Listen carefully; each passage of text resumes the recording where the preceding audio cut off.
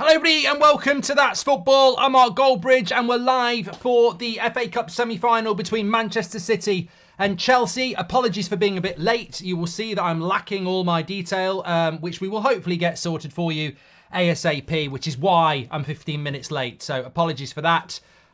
We will have the score and everything else all set up for you, but we've been working behind the scenes trying to get it. NK says Sancho Bridge. We'll go through all the team news and everything as well. Obviously, I'm literally just coming into this for you to make sure I'm here for the start of the game. So hopefully everything will arise very, very soon with regards to team news, etc.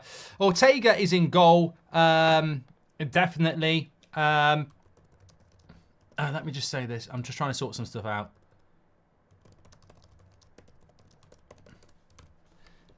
Ortega in goal, Walker, Akanji, Aki, Stones, Rodri, Foden, Bernardo Silva, De Bruyne, and Grealish and Alvarez. So Haaland is on the...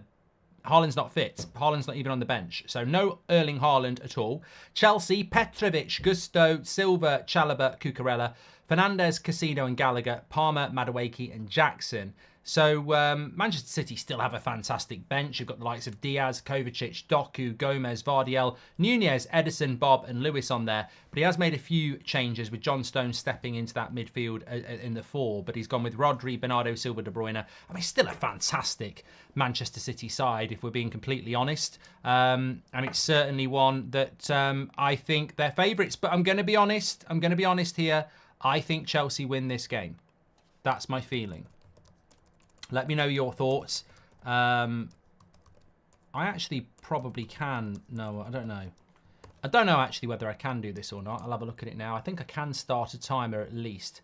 Technical difficulties. At least it's not a Man United game. That's all I'm going to say. We've even got a picture of Haaland on the thumbnail. He's not starting. Right, I'm going to start this timer. Hope you're all doing well. If I like to rank things out of 10. If I was ranking the preparation for this stream out of 10, I'd probably give it a 4. But I've ranked things worse than that today. Toilet problems. Right, let's just get this game up and running. Right, hopefully this timer's going to work at the very least. We will get everything else working. I've just been trying to sort it out for the last few minutes. Foden's about to kick it off. Remember, we're doing Arsenal-Wolves later as well. And the ref gets it going. So there's your timer. So it's very lonely at the moment, but it will be covered.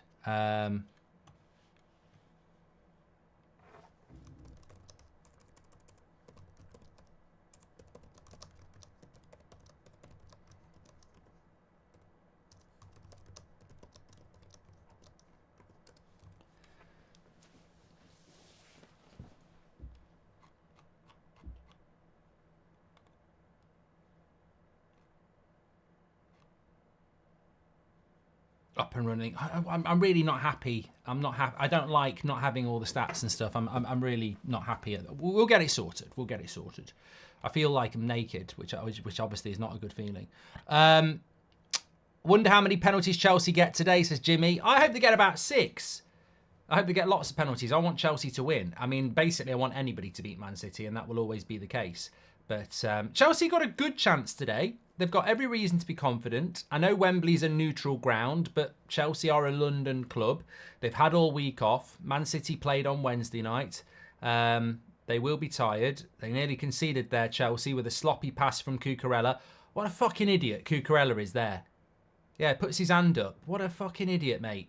Nearly tries to pass it to Thiago Silva, nearly plays it to Alvarez, who would have scored. I mean, look at this. Sloppy. Thiago Silva does well to make a slide tackle there. We will have the score and the stats, mate. Just waiting for it now. Let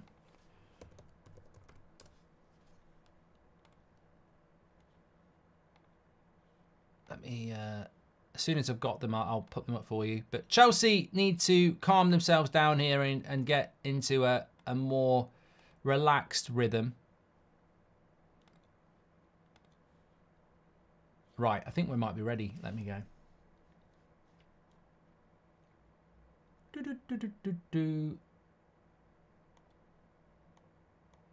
Okay, let me get this Russian running.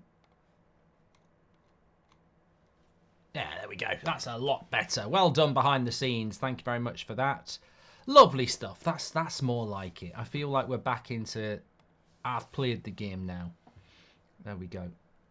The amount of people who are saying bruv overlay, like, do you have the absence of hearing? Like, literally, we've been talking about it for 5 minutes. Right, we can get started properly now. Yeah, Man City will still be favourites by a long way for this one. But I'm going to predict a Chelsea win at TI Anfield. That's what I'm going to go with. Early foul on Akanji from Jackson. He likes the yellow card. I think he's got more yellow cards than goals, hasn't he? I mean, he probably hasn't now, but...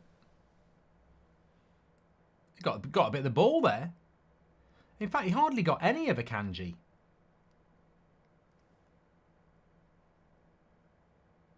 Got the ball. Didn't seem to get hardly any of Akanji. That's Man City for you, though. That's what Pep's taught them to do. If you lose the ball, dive. Aren't you supposed to predict a City win to reverse jinx them, says Mark Bronsbridge. Well, I could do, but I genuinely think Chelsea will. I mean, look, Man City are massive favourites, but I genuinely think Chelsea will win. I think that their season really sort of depends on it in many ways, doesn't it? Although they should have won the Carabao Cup, shouldn't they? They had a very big chance in that.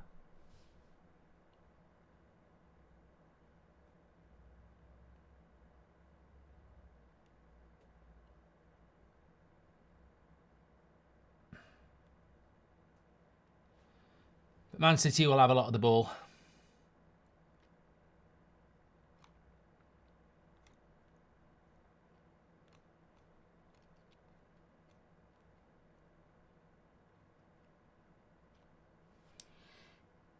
Cucurella misplacing another pass there.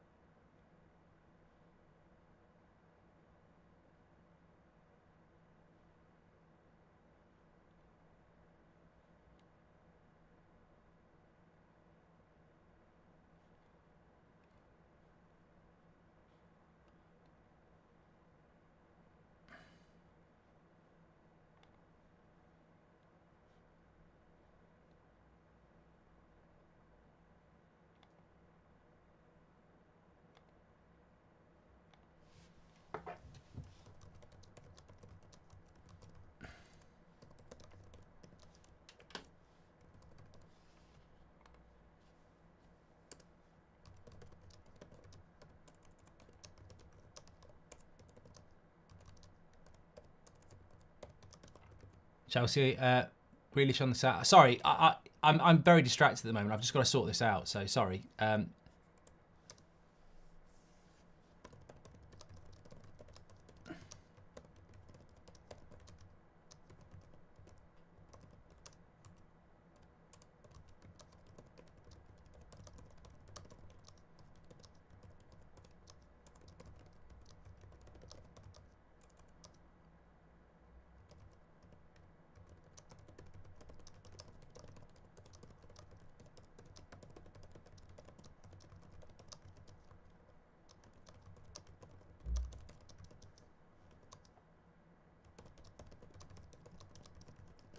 Right, done. Lovely stuff. You miss semis being in neutral field, not Wembley, says Arturo. It is neutral, mate. What you mean is, do I miss it being at Villa Park or Old Trafford? I think football's all about money these days, and Wembley, when they built it, was always going to be used for FA Cup semi-finals because it's about getting the revenue back, isn't it? I personally do think there should be semi-finals played in other areas other than London. But good interception. Here's Cole Palmer. It's a nice ball into... And it's a good shot from Jack. Well, it's not a good shot from Jackson. He got a shot off. But look, it used to be good when it was at Villa Park and Old Trafford. The problem with that is that you can't pack in, 80, 90,000, whatever Wembley's capacity is. Jackson would have been onside there. But I think the way football's heading... Stadiums should be getting bigger and bigger anyway. Of course, Man United want to build a new stadium. But I think playing the FA Cup semi-finals at Wembley is somewhat... It cheapens the final in a way, because when I used to watch the FA Cup final as a kid, you didn't really get to see many games at Wembley. There was 2 really a season. Well, 3 if you count the Community Shield, and no one counts that.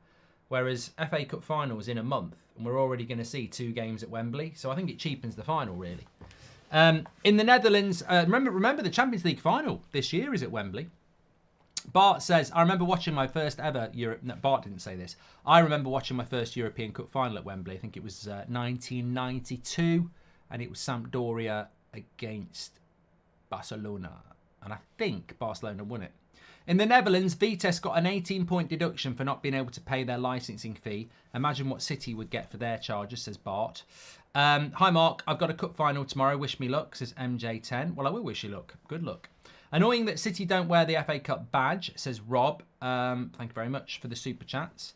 The final of the Champions League is at Wembley, and the final of the Europa League is in Dublin. That if you get on Airbnb for the Europa League date now, there's a lot of cancellations. Basically, if you want to go to Dublin for the Europa League weekend, there's a lot more spare hotel rooms and Airbnbs now because all the Liverpool fans have cancelled them. That's true. Like I know Liverpool fans who had accommodation booked and everything, and quite rightly so. I think everybody expected that was going to be Klopp's final game. I mean, I'm never going to sit here and say I feel sorry for Liverpool or Jurgen Klopp, but they have sort of messed that up a little bit. You know, his final, unless they're going to win the Premier League, which I don't think they will, his final game really should have been a European adventure. Here's De Bruyne, wins a corner. Get Thomas Frank 2 seasons to make United ready for a Tier 1 manager, says Kent.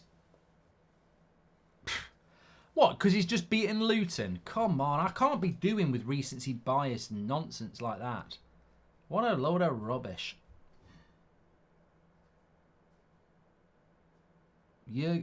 Thomas Frank at Manchester United. Fucking hell. Have you watched his football? It's shit. It's 30% possession, park the bus and counter.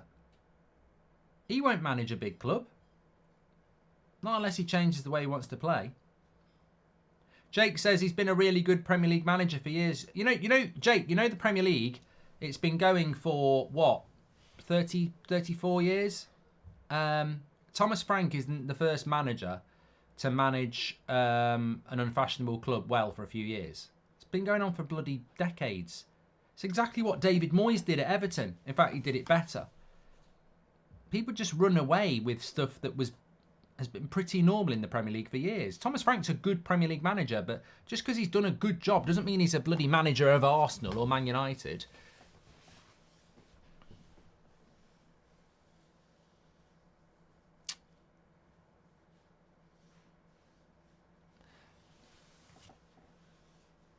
Hi, Mark. Did you hear about passing of Chelsea? No, I didn't, DV. We've only spoken about it about 6 times. I'm fully aware of the passing of Angry Rantman, and it's very, very sad news. Chelsea need to win today for him, says DV.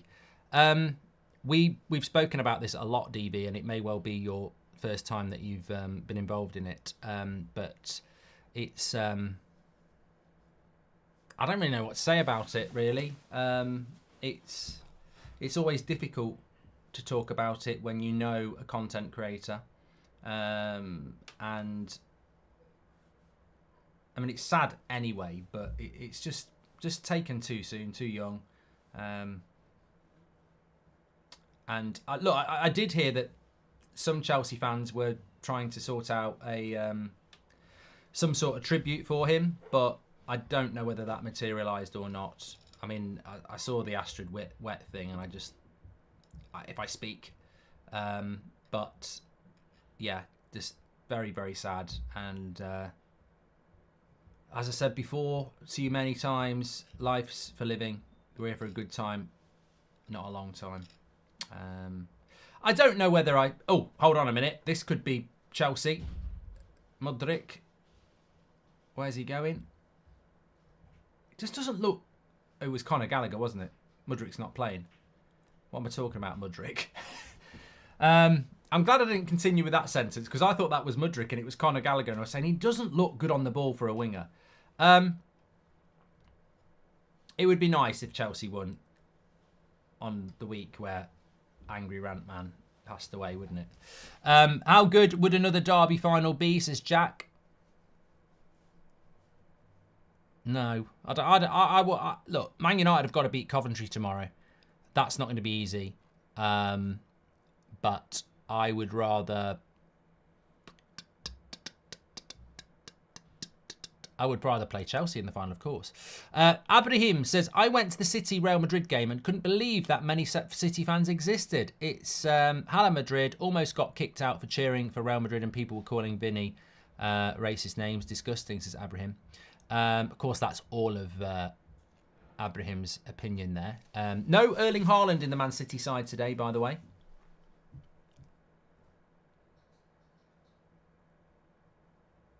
Alvarez up front, but Haaland's not even on the bench.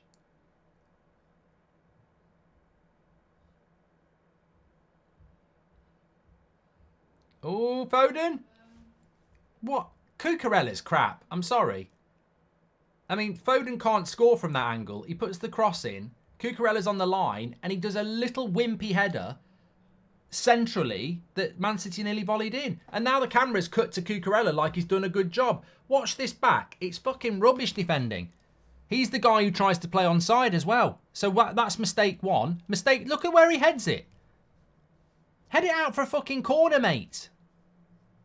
Mad. Thomas Frank looks like he belongs to Liverpool, says Stallion. I hope they take him. I really do. Edward says, do you think they're better without Haaland? I think they can play a different way. I think they're better with Haaland. Yeah, in this situation, Cucurella's head is mad. I don't know what he's doing heading that back into danger. Just head it back the way it came.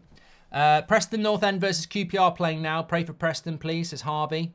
I haven't even checked the results today, actually, in the Championship. But Man City having a lot more of the ball here. I thought that was a foul on Jackson there. Referee. He's a City fan. It's not Michael Oliver, is it? If that's Michael Oliver, he can't be refereeing City games. I don't think it is Michael Oliver.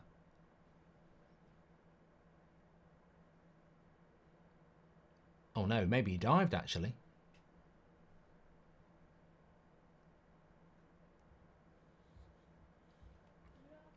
Look like a bit of a dive on the referral on the one back. Referees Michael Oliver. How is Michael Oliver refereeing City again?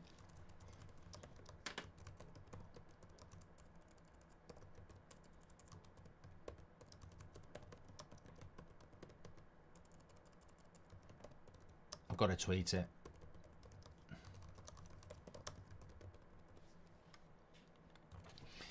I don't know how he gets to referee Man City games. If you, there's a reason for this. He has been the VAR or on-field referee for numerous big Man City decisions this season. Off the top of my head, and I think there are more, Manchester Derby, Old Trafford, 0-0, never a penalty. Anthony Taylor doesn't give a penalty. VAR, Michael Oliver says go and have a look at it. Doku, penalty, Anfield, last kick of the game, would have changed the course of the title race for Liverpool and Arsenal. Doesn't give the penalty. There are other ones as well. He's been horrific when it comes to Man City this season. Why is he not booking De Bruyne there as well?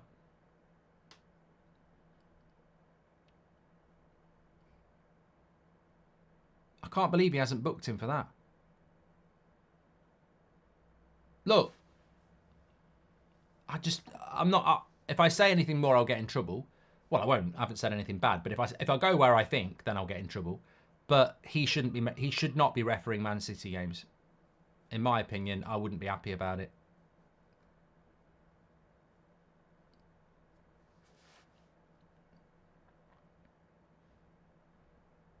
Oh, he was also. Remember, there's three. There's three.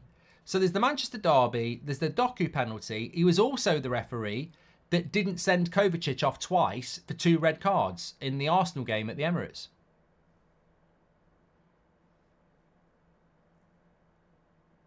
I think there's probably more as well. Mount is injured for tomorrow, says Julian Jacobson. Really? Fucking hell. Hi, Mark. Going to the United Burnley game. I'm scared, says Glex. Yeah, I mean, those are the sort of games where you expect to win, don't you? But to be honest with United, you just don't know.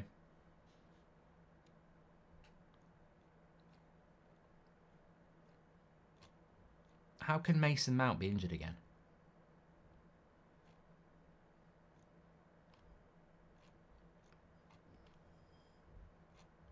Doesn't make any bloody sense.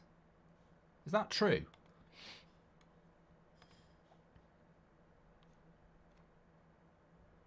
I can't see anything about it. Mine. Okay, he's missing from the United's travelling squad due to injury.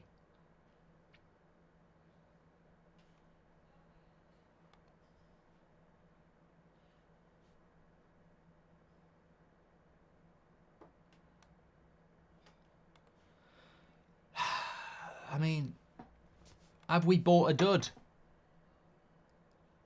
Have we bought a dud?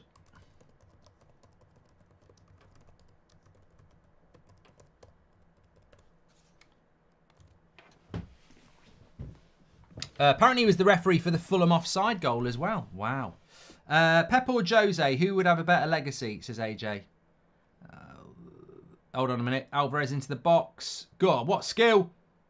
It was probably going in if De Bruyne didn't get in the way. I think Pep's going to have the better legacy because he's got a great PR, hasn't he? Hi, Mark. If Madueke scores, I hope you remember me, says Shea Maxwell. I'll try. Footy Flashes, thanks for your super chat.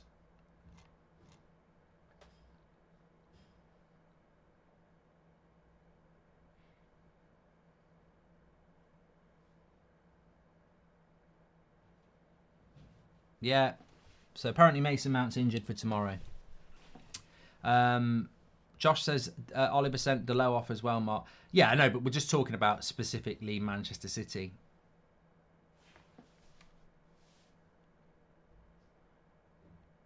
You shouldn't be refereeing Man City games, I don't think.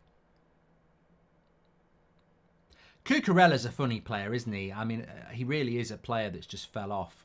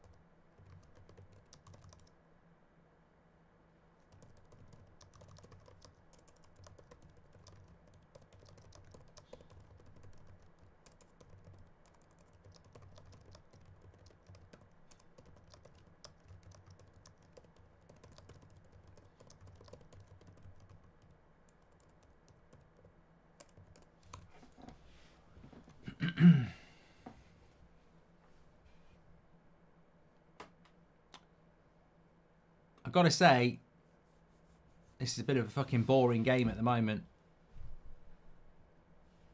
I mean, Chelsea, to be fair, are probably playing it the way I thought they should. It's a bit like the game at the Etihad where you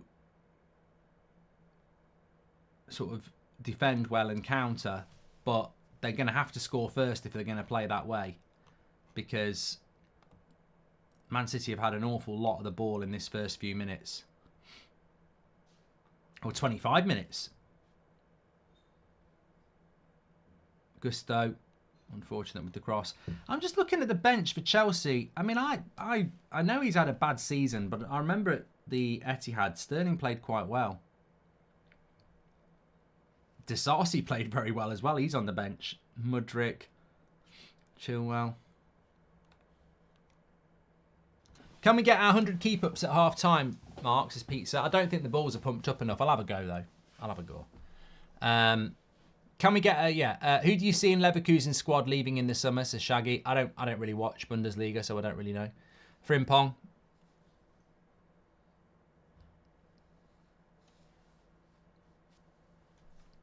The camera's very shaky at Wembley, says Mikel. I'm surprised they're both playing in blue. I mean, I'm talking about fucking kits here. Light blue against dark blue. I am surprised that they didn't get one of them to play in a different colour. I mean, it's not a kit clash, but they are both playing in blue. A lot of people talking about Wirtz. Where do you think he'll go?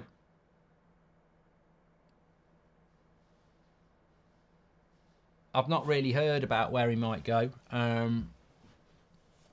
To me, he's the sort of player that Man City would look at, but...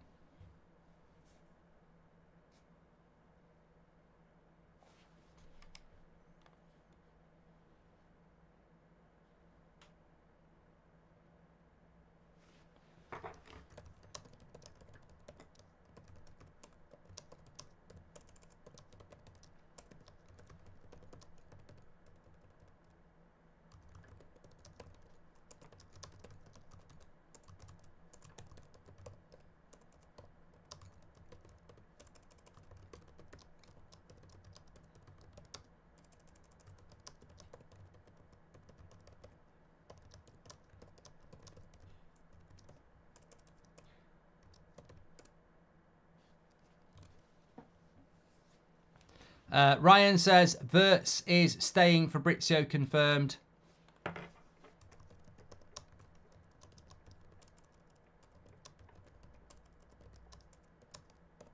Sorry, I'm typing away because I'm trying to sort stuff out for the next stream.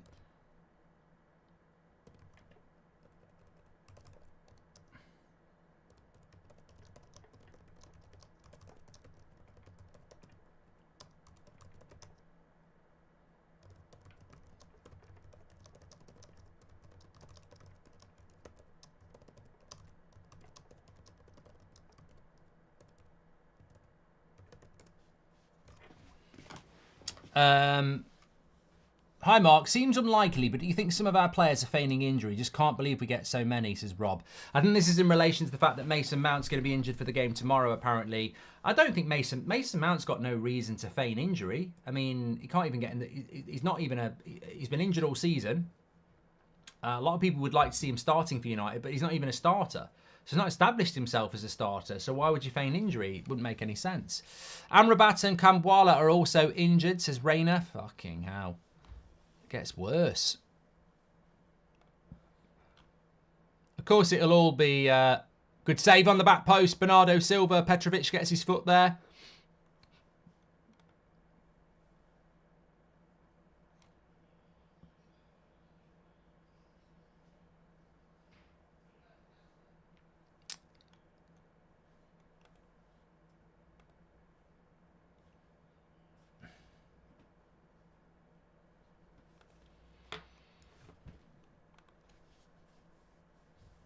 Kambwala and Amrabat injured as well.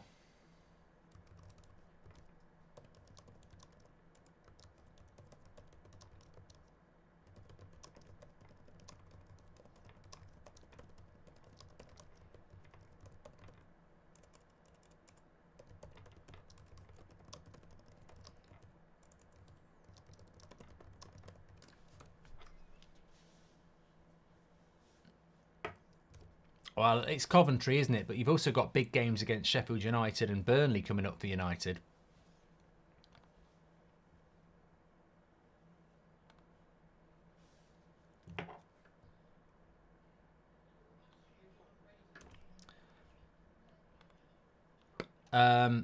Absolutely astonishing. United paid £60 million for... No, we didn't pay 67 million. Abraham, you can't just add money on. United didn't pay £67 million for Mason Mount. We spent 55 on him. Why do people do that? Why do they add money? This is what the mainstream do. They add money on to a deal. We didn't spend 67 million pounds on Mason Mount. Just to make your point even more dramatic, why have you added 12 million on? We didn't. We paid £55 million for him. Your point would still have been good if you told the truth. So I'll do it for you. Absolutely astonishing. United paid £55 million for Mount, and then Chelsea went and got Palmer for only £50 million. Man United, such a poorly run club. Jackson through one-on-one. Absolutely no chance he's going to score because he couldn't score in a fucking brothel. He's fucking useless, he is. He's absolutely fucking useless. Who's bad? You're bad. Fucking hell. Have you ever seen a player run through one-on-one and you've got absolutely no confidence that they're going to score? Like, that could have been my gran, rest in peace, running through, and I'd have been more confident. And she wouldn't be running through, would she? Because she's not here anymore. He is fucking rubbish, Chelsea fans. What are you on about? Absolutely rubbish.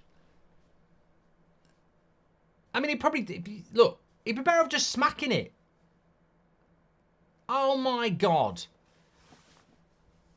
But you know what? In fairness to him, at no point did I think he was going to score that. He may as well have been shooting from the halfway line. That's how confident I thought he was going to score. He is so bad. He's so bad. Who's bad?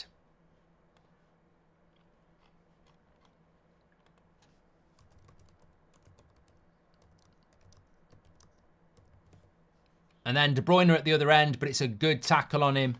Recovery tackle there from, I think it was Chalobah.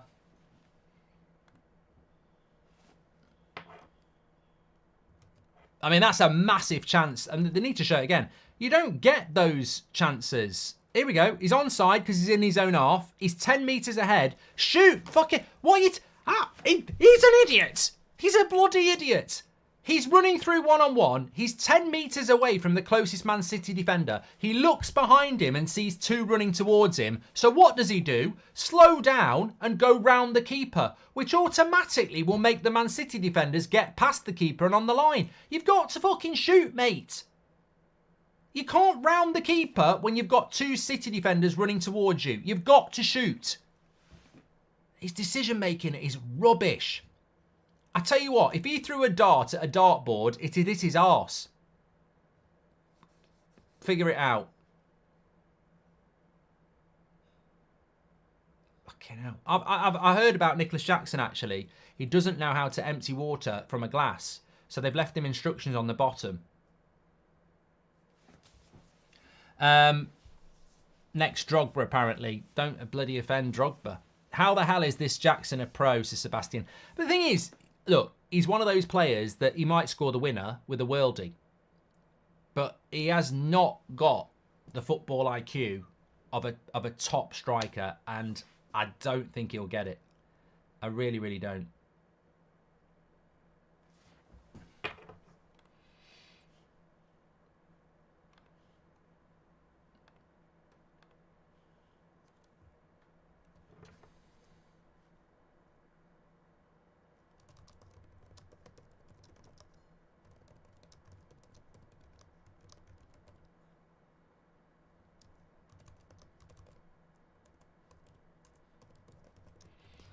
Madness.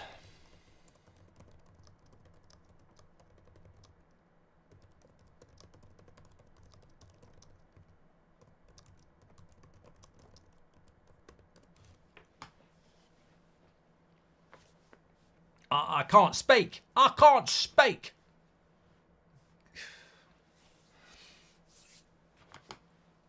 As Sebastian says, how the hell is that Jackson a pro?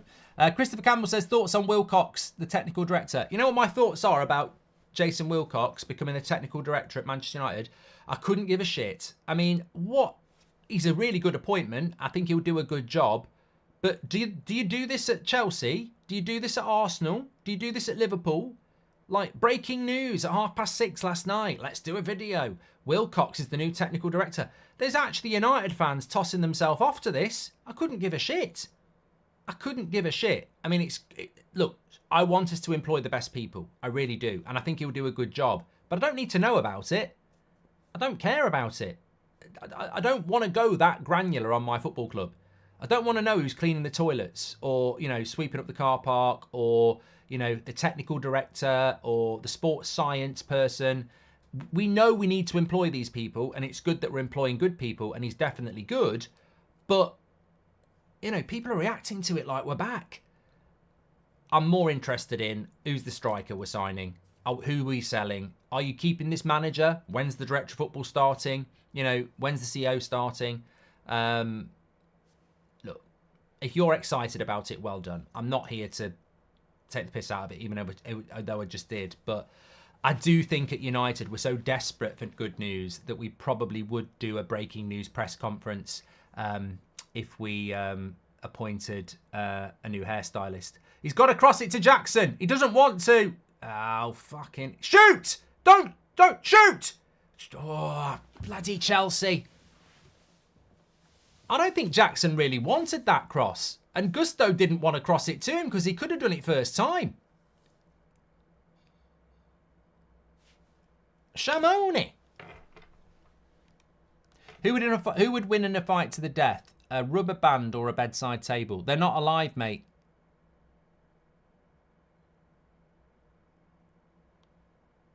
Yeah, Mason Mount's injured again. I don't know the extent of it. Taylor Murphy, thank you very much. And Kenneth says, is there a case for saying the top four aren't as good as we think they are after the midweek, says Kenneth. There's a case to say that the Premier League is not as good as we think it is as well.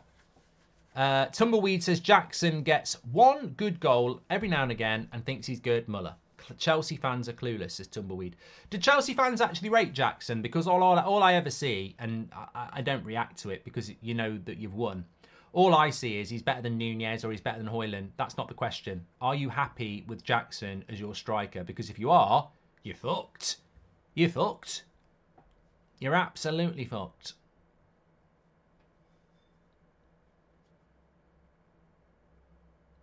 The reason Chelsea are so shit is because they spent $1 billion and didn't buy a striker. Hot take, Keita is better than Bruno Fernandes, says Matt. I just think it's such a shit topic. I'm not even going to talk about it. I'm going to move on. It's rubbish. Absolutely rubbish. Chelsea doesn't know how to attack. Well, they do. I think Chelsea's midfield is decent. I think defensively they've done quite well. Here we go. Oh, what a terrible touch by Caicedo. He's an idiot. Madueke. Oh, professional footballer letting it bounce like that.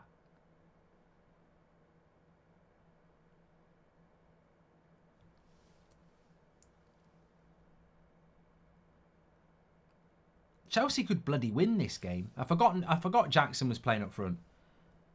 Palmer, easy guy. Oh, should have took a penalty. Oh, he's the quality. He's the guy. Cole Palmer. He could have took a dive there as well.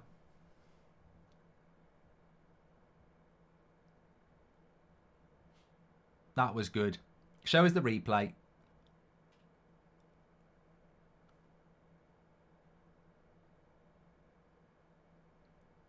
Watch this. Watch what he does with his feet here. Look. Goes to shoot. See you later. Should have been a penalty. Rodri's grabbing all over him. Look. That's more of a penalty than the one that he got against fucking Haaland. Same referee. He's dragging him back. Should have been a penalty. Should have been a penalty, that. Could have killed him. Taylor Murphy, thanks very much for your super chat.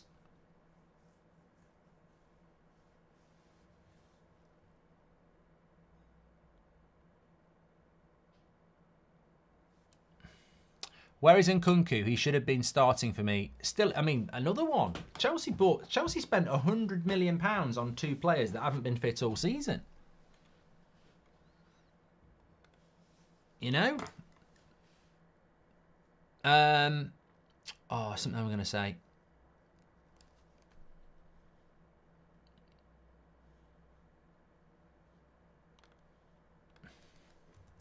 Well, something I was going to say.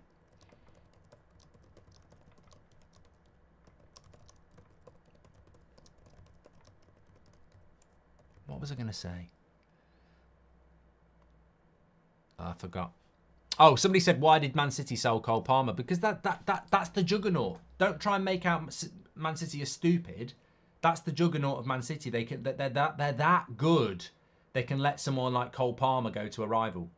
Like, look, whatever you think about Zinchenko, Sterling, and Jesus, they're that good. They can let them all go to rivals. Like, that's how good. People don't look into the dominance of Manchester City. They are that good. They don't even care about cashing in on players to rivals because they're that good. That's their model.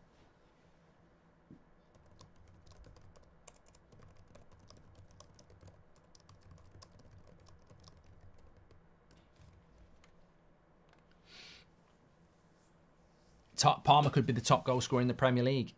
You're killing it lately, Mark, says the leg. Don't know what I'm killing, but thanks very much. You know what? I was talking about this the other day, actually. I rank everything out of 10 my whole life. I've just had a lovely dinner, actually, and I'll give it a very good 8. I was a bit hungry. I had a little bit too much red wine last night, so food's always better. But I had an 8 out of 10 dinner. I had a chicken breast with cheese and tomato sauce on it. I had sweet potato fries made at home in the air fryer. Oh, lovely, with a bit of cayenne pepper, a bit of kimchi, a bit of coleslaw, Sainsbury's finest, and some broccoli, carrots, and cauliflower steamed. Oh, it was a lovely dinner. Lovely dinner. But I rank everything out of 10. I'll rank this stream out of 10. I'll rank this game out of 10. This game is probably a bit of a 6.5 for me. I think it's cooking up nicely, but Chelsea just, again, don't have a fucking striker. But I rank everything out of 10. Somebody said, can you rank your kids out of 10? I said, that's too far. I know the scores privately, but I'm never going to put that on a stream. I've got 3 kids. I've probably got more, let's be honest, but 3 that I know of. Joke. But I rank everything. I can't help it. So if you say something, I'll have ranked it. My wedding, I could give it a score out of 10. In fact, I'll give my wedding a score out of 10. Probably a 6.5. Look, 10 out of 10 for the missus. You know, I'm not gonna pick a banger, am I? But the actual wedding day, to be honest with you, I had to do too much. We had it in a garden, like a garden party wedding. We had caterers in, but on the drink, we just bought a load of drink in, and I ended up going down the cellar to refill it. I ended up walking around the tables to my own family saying, do you want a drink? Oh, I'll have a gin and tonic and this, like, oh, it's my fucking wedding day.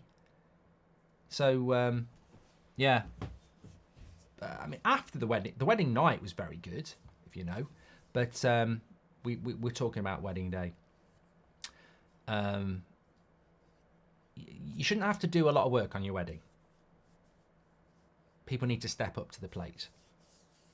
When my daughter gets married or Seb gets married, I won't be there saying, go and get me a gin and tonic. Oh, a slice of quiche would be nice.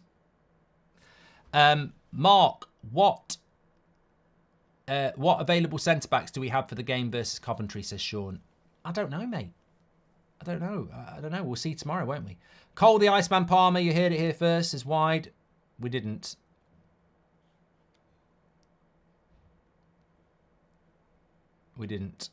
That you're not the first to announce that.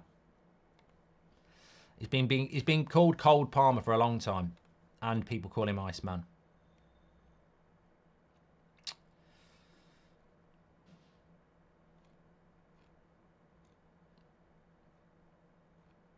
A lot of people said to us, why don't you redo your wedding? Because we weren't particularly well off when we got married, to be honest with you. And that's why I always respect people who, you know, live on the breadline or whatever you want to call it. I remember being so poor, we had to say to people, don't buy us any Christmas presents. And we used to live on bean casserole because you could go to the local Tesco or Aldi and you can buy tins of kidney beans and butter beans for like pence.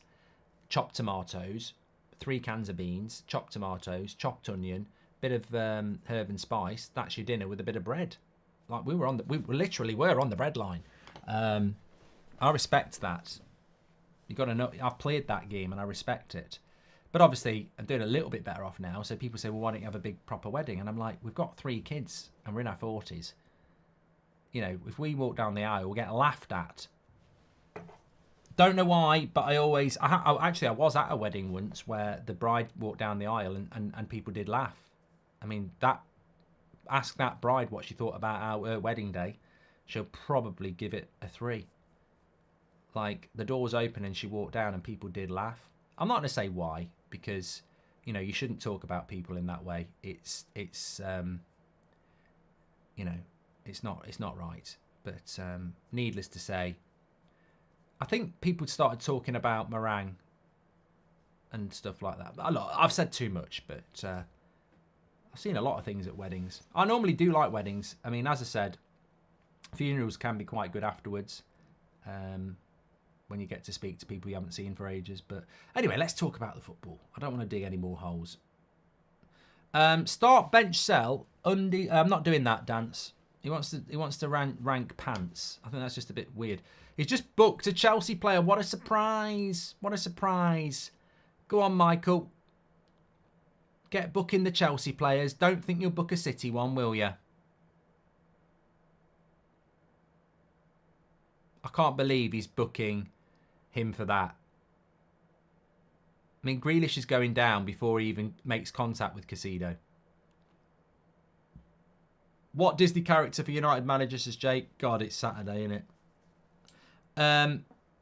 Maguire is only one, according to Fabrizio, that is fit, which is worrying, says Alexander. Rank blonde, brunette, and redhead, please. Yeah, I'm not a sexist, Stallion. Don't know why, but I always thought you were divorced, says Nelly. Well, I might be after that, what I just ranked the bloody wedding.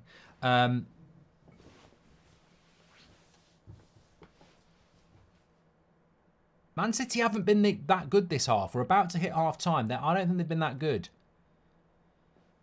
Chelsea definitely had the best chance of the game. And I've played the game. And they definitely did. Definitely did. Unfortunately, it fell to Nicholas Jackson, who is absolutely fucking shit. He's shit. He's absolutely shit. I'm sorry, Chelsea fans. You can say what you like about Man United players, and I'm sure you do. But he's shit.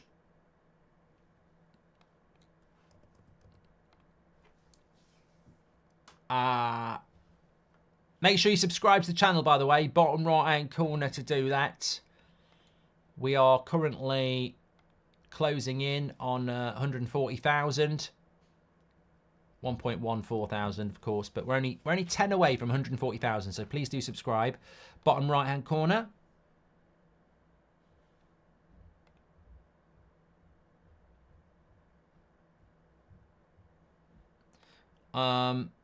James says he's in the Hairy Lemon with my mate Guinness.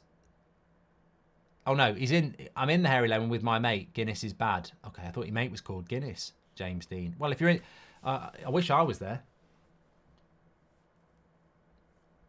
Oh no, I'd still like to be doing the watch-along, but being sat in the Hairy Lemon would be a great watch-along. The referee is going to blow his whistle any second here.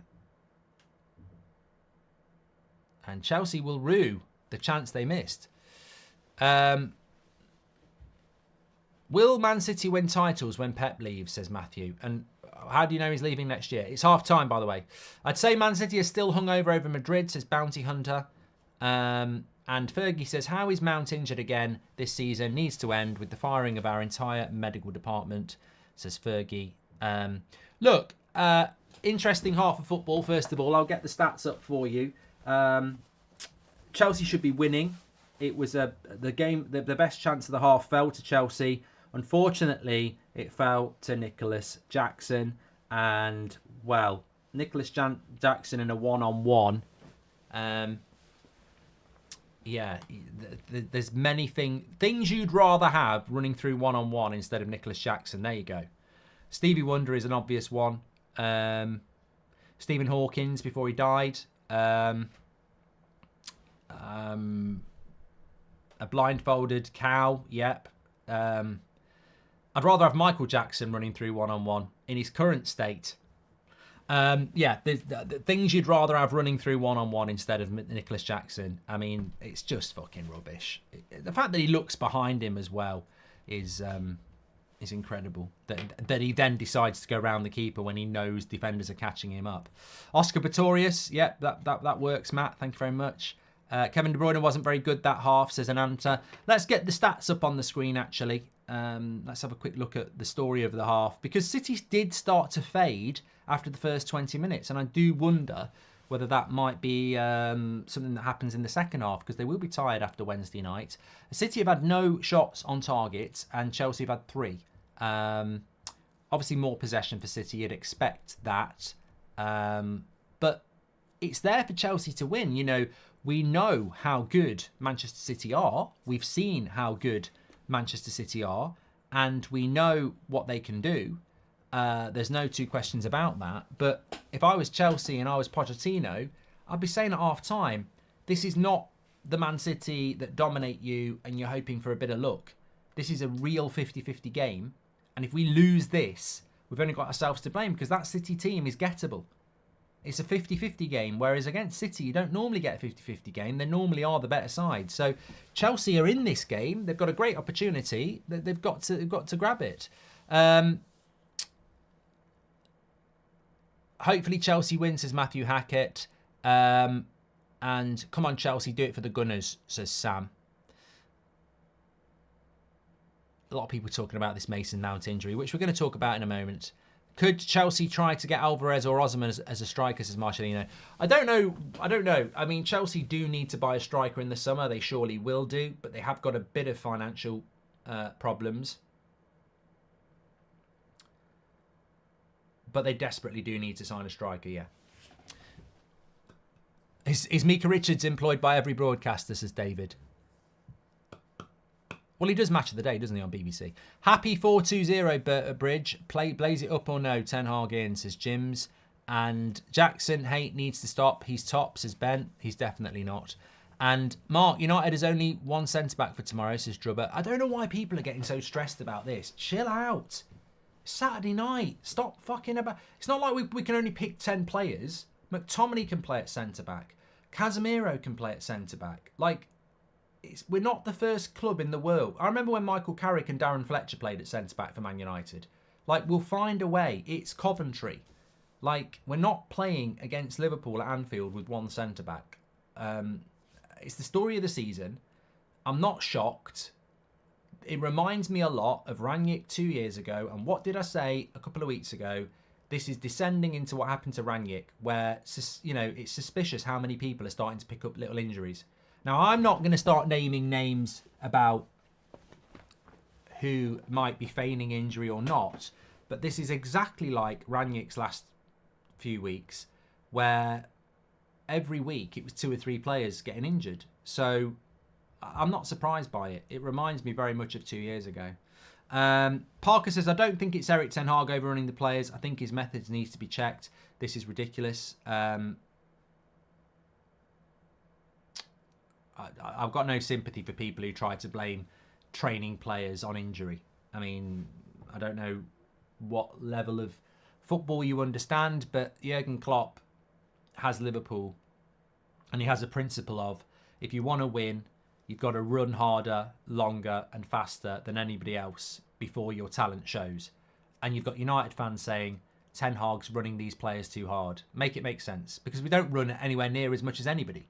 So we try to train our players so that they can compete against Bournemouth, and then they get injured and it's on the manager.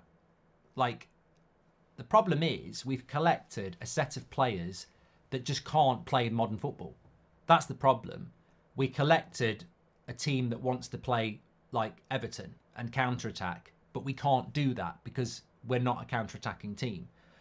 So we're trying to change the way that we're playing, and these players can't deal with it. I mean, these are the same players that didn't want to train in the dark. These are the same players that moan when they get brought in after a loss. I I think Casemiro at centre-back might be the way we go, and I don't think it will be a problem, really. I really don't. Andre says, from the bits I've watched, Chelsea have had good opportunities to score. They just can't finish. Ranić was correct 2 years ago as well with his open heart surgery. He was, Cameron. Thank you very much for your super chats coming in, by the way. Make sure you subscribe. Do we have any fit centre-backs left? Look, I don't want it to cut. It's not the United stand. That's football. And it's a big FA Cup semi-final. Don't forget, I'm live straight after this as well for Arsenal against Wolves, which is a 7:30 kickoff. Parker says, I'm not saying he's running the players into the ground. I'm saying check everything else. Diet, recovery. Fergie gave everyone sleeping schedules. Yeah, I mean, look, I don't know.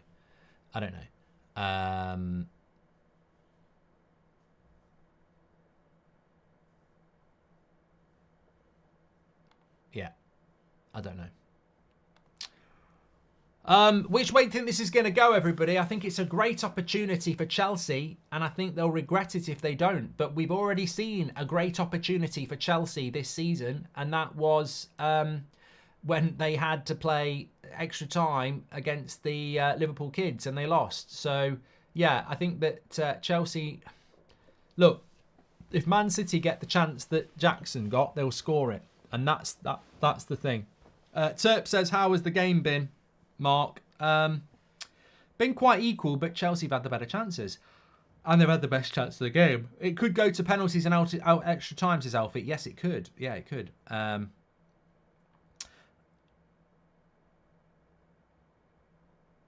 Chelsea the better side so far, and De Bruyne isn't on it today, says Toe. I mean, I don't know how De Bruyne does it. I mean, I thought his energy that he showed against Real Madrid was bordering on insane, considering he's not meant to be able to play like he used to play anymore. You know, he's all over the pitch.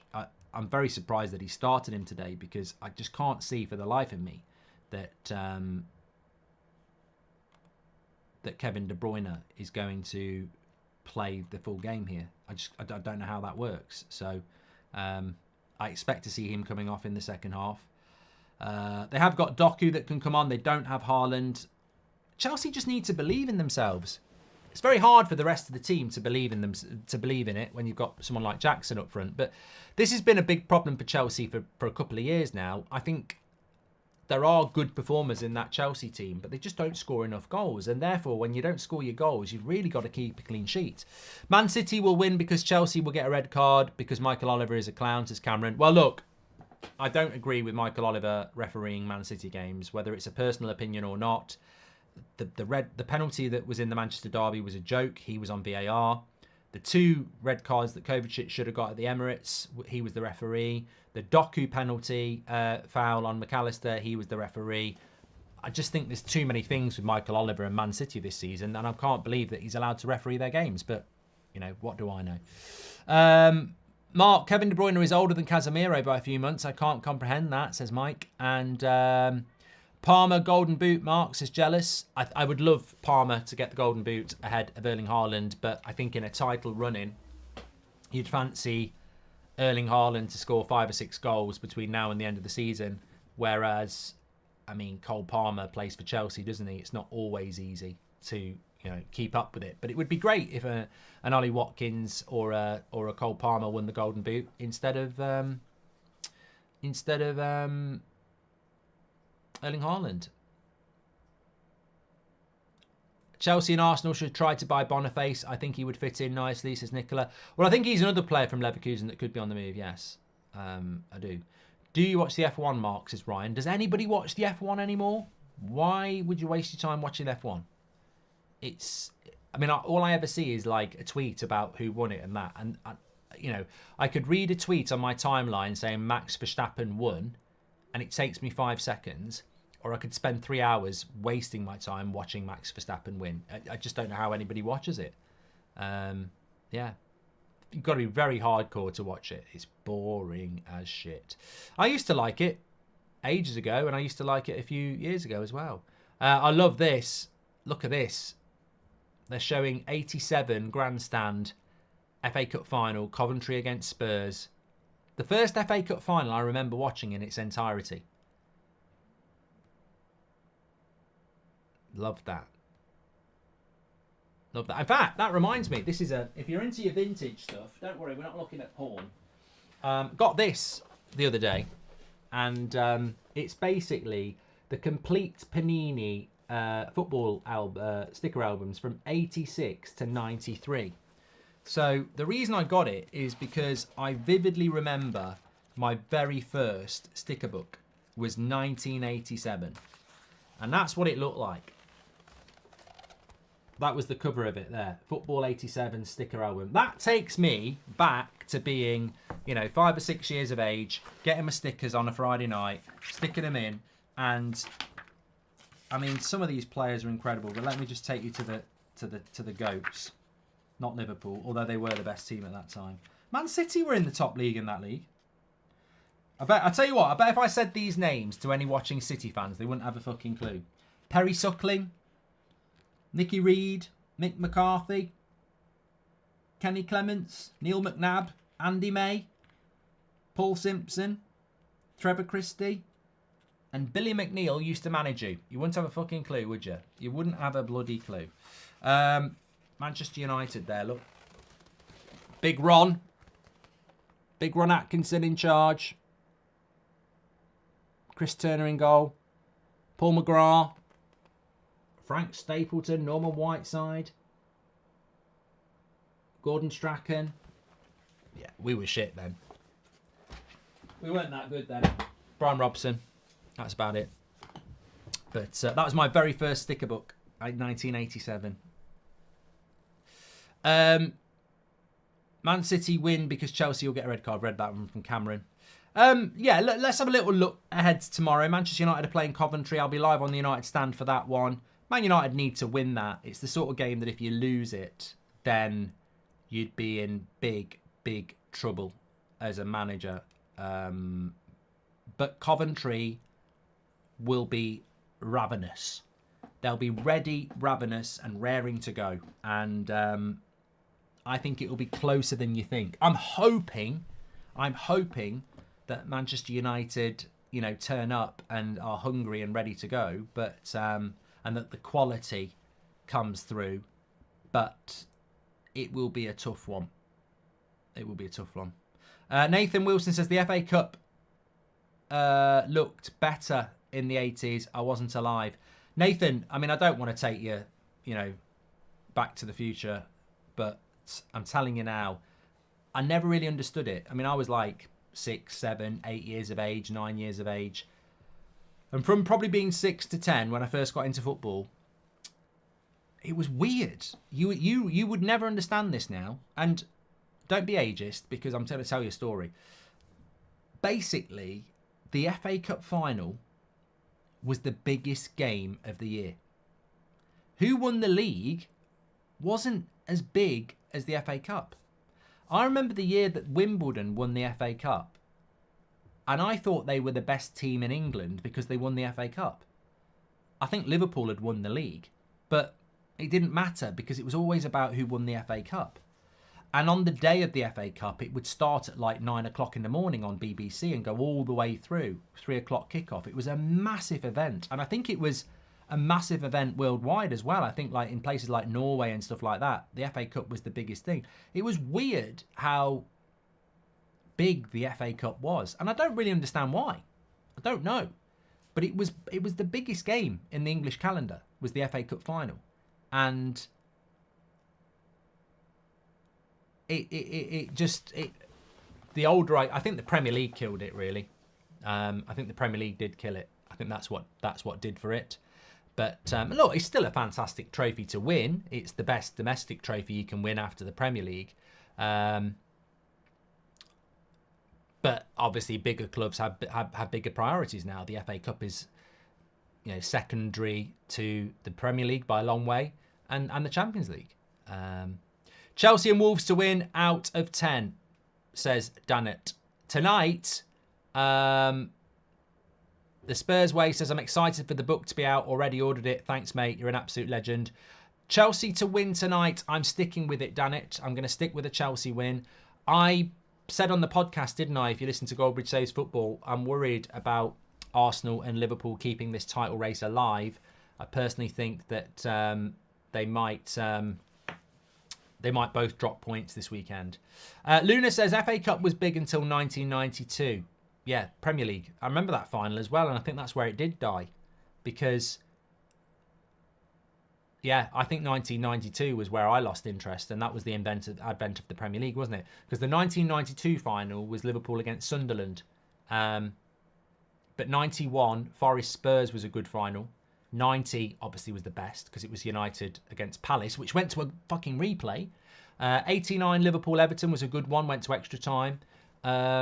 88 Wimbledon Liverpool was brilliant, of course, because Wimbledon won. 87 was Coventry Spurs. So I think from 87 to 91, we had 5 really good cup finals. But I remember I was saying this on the podcast as well. In 1990, Man United played Oldham in the semi-final. We drew, and then we had to replay it on a different date. And then in the final against Crystal Palace, we drew, and it went to a replay a few days later as well. We used to get replays of the FA Cup final.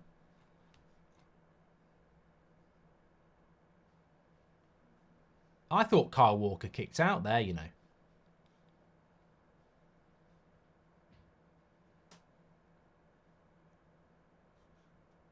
I thought you know what? I've played the game and I felt Kyle Walker kicks out here.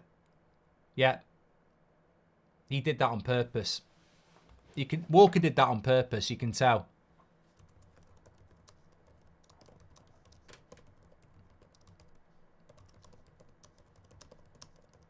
He did. It didn't look like a natural action there at all. It looked like he'd gone up, he came down and then put his studs in.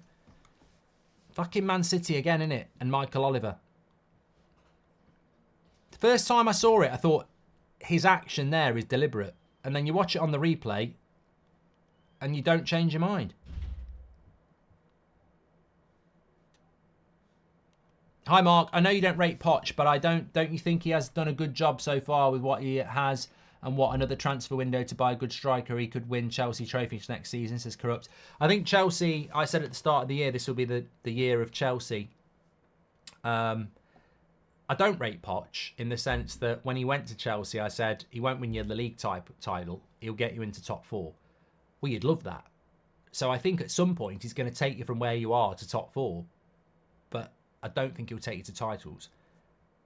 So I do see a progression for Chelsea because they can't dwell. They're in a false position. They deserve to be where they are, but for the resources and players they've got, they should be higher. So I think in the next 12 months we'll start to see improvement at Chelsea. I just don't think Poch will be the guy. I think Poch will be the guy before the guy. Yeah.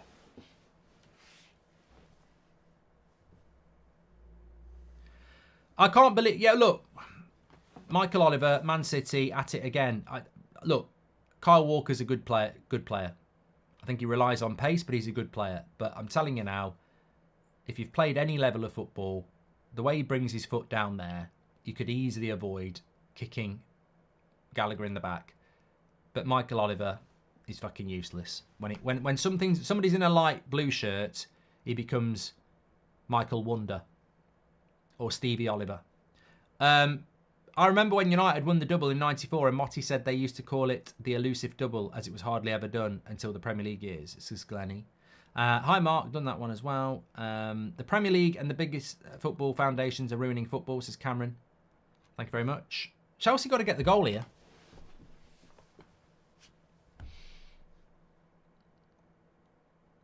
I'd make subs.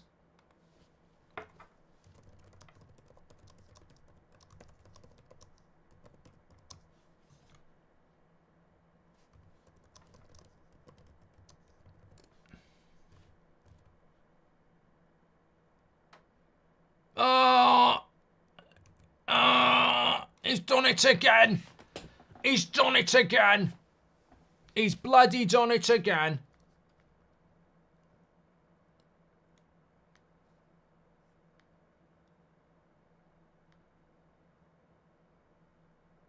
Watch this back. Jackson's done it again. I mean, he's in again anyway. He gets in a one-on-one, crap shot. Keeper makes a save, but I don't think he does great. And then a cross comes in again. Oh my God, he's fucking rubbish. He's so bad. He's missed 3. My God.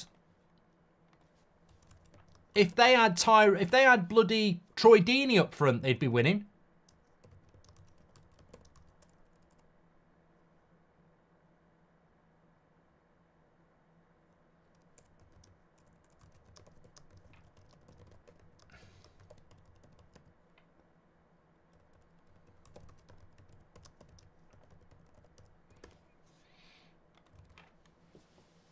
He's basically missed the hat-trick.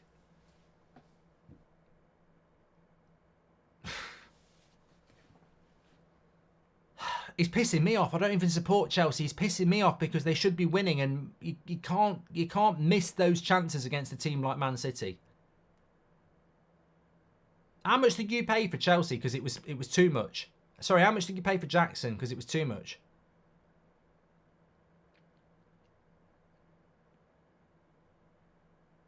That header on the back post, fucking hell. I mean, he's what is he, 6 yards out? You know what he is?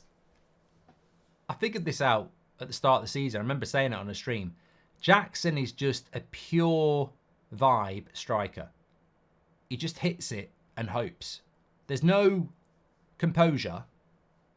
There's no placement. He just hits it and hopes. He doesn't, and sometimes it will go in, but a lot of the time it won't go in because he's got zero composure. So he will score goals because he just hits it, but he's got no idea about where he's trying to put it or what he's trying to do. Nketiah's got to be better than Jackson, Alex. He's got to be. I mean, I've got to do a poll on that, but I think he has. I think he has got to be better than Jackson. And I don't think Nketiah would start for Everton, really. But he's got to be better. It's a close run thing. Choose one play for each team for United, says JM. Well, I'd take De Bruyne because then you couldn't play Bruno and De Bruyne. So I think I'd love to sample an Odegaard or somebody in a Man United side. What's he trying to do there? All the space in the world, and he tries to pass the ball through Ruben Diaz. He's fucking rubbish. Take him off. You can't be any worse. From Chelsea, I would take one of your midfielders. Probably Enzo, really. Hi, Mark. Why do fans seem too far from the pitch? Think Wembley of the North are going to be the same, says Wackass. Oh, they do it so they can put a running track in. Good save from Foden's shot there from Petrovic. This is what I mean. Man City won't be wasteful. Mario says Jackson's aim is worse than the Stormtroopers. Sorry, Miss Jackson, says Sebastian.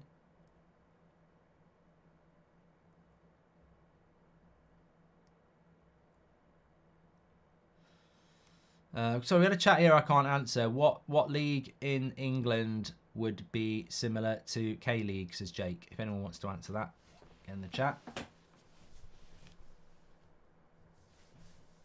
It must be soul-destroying as a Chelsea player, though. You put a shift in, you create the chances, and then you got a Pratt up front who messes them up. I mean, you know, if you're Thiago Silva or you're Conor Gallagher, Cole Palmer, you're looking at this game and you're going, look, we should at least be 1-0 up. And we've got this guy up front who it's almost like it's a charity, isn't it? Play up front for Chelsea. It doesn't matter what you do. Nicholas Jackpot, hit and hope, says Lucas. Jackson offers more than Rashford. See, mate, you've lost. As soon as I read, Jackson offers more than Rashford, Jackson's better than Nunez, what does that mean? Is Jackson shit and the reason that you're not winning the game? Yes. Does it matter if he's better than Rashford? Rashford doesn't wear a Chelsea shirt. What, the argument of a loser is to start comparing it to other players that aren't playing well. Should you be beating Man City in an FA Cup semi-final? Yes. Has Jackson cost you? Yes. How do you win the argument by saying you think he's better than Rashford? It's a stupid argument.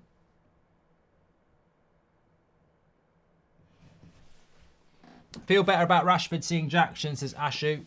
Well, I think Rashford's way better than Jackson, yeah. Mario says Maguire's our only fit centre-back. The season's a joke. Yeah. I still think we'll be all right tomorrow. I think the Mount injury is more concerning to me. Why is he injured 3 times?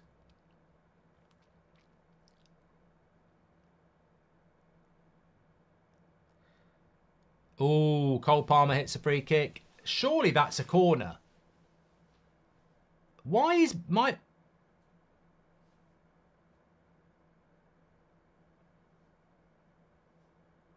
I mean, why is Michael Oliver not seeing a deflection there? I can see it. I tell you what, it could have been a bloody penalty. Should be a penalty. His hand's way out. Watch. That's a penalty. That's a penalty for me.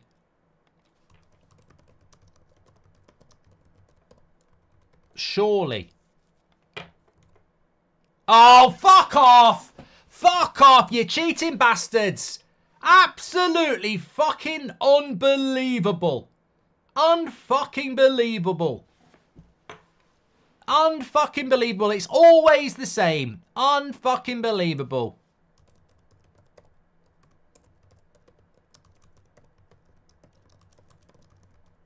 Unfucking believable. What did I say when I saw who the referee was? Grealish's arm is out in an unnatural position and it smacks his fucking arm. Oh my God. And they've stayed with the goal kick.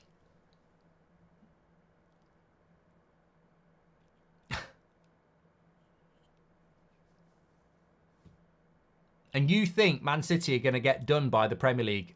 Fuck off. Trust me, there's something going on this season and it's dodgy. I mean, Michael Olivers must have more assists for Man City than Kevin De Bruyne this year.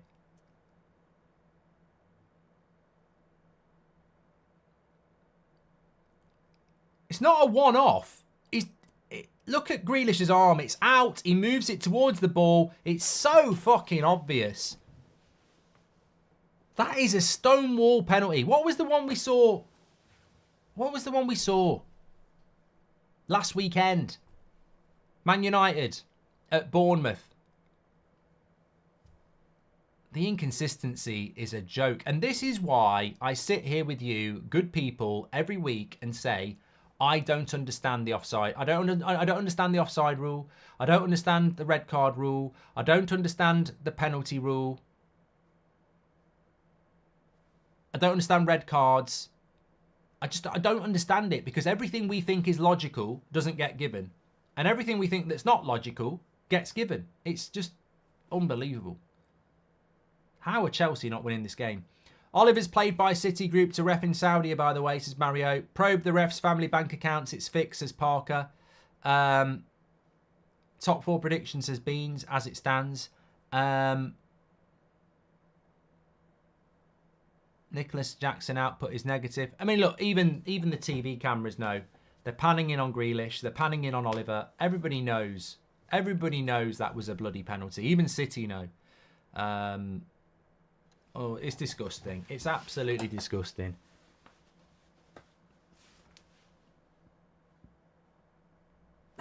Unbelievable. You know what, though? People will say it's VAR who didn't get it wrong. Who got it wrong. Michael Oliver can see that on the pitch. He's looking at the wall. He said no. That's why VAR won't overrule it, because they'll go, wasn't a clear and obvious error that he didn't get it. Oh, just move on and don't even talk about it. It happens all the time. We had this at Old Trafford with the bloody penalty that got given. They had it at Anfield with the penalty that didn't get given. They've had it at the Emirates with the Kovacic red card that didn't get given. You've had it here. I mean, that's 4 big games now where they've had big decisions go their way. They should be out the title race because Doku should have been a penalty. They should be out this game because there should have been a penalty. Man City shouldn't be winning anything this season.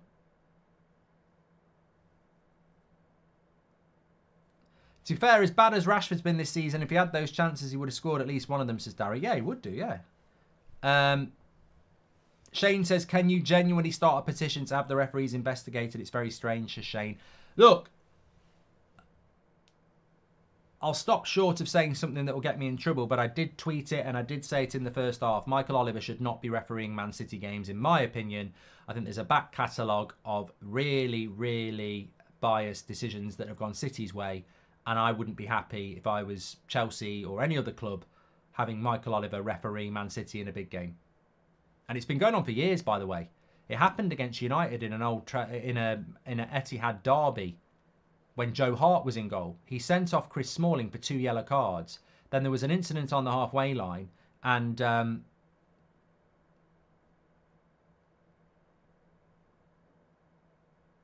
goal kick. There was an incident on the halfway line. Joe Hart ran from his goal mouth and put his forehead on Michael Oliver's forehead. Didn't even give him a yellow card. I'm just watching this one again. That's a penalty. He steps his foot across him.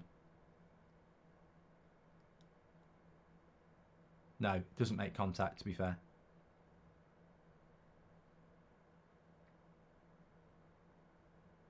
I don't think that's a penalty. But you've already had you have had a legit penalty, Chelsea fans. That was the handball. Don't get greedy. You've already been robbed of one. Here's Grealish.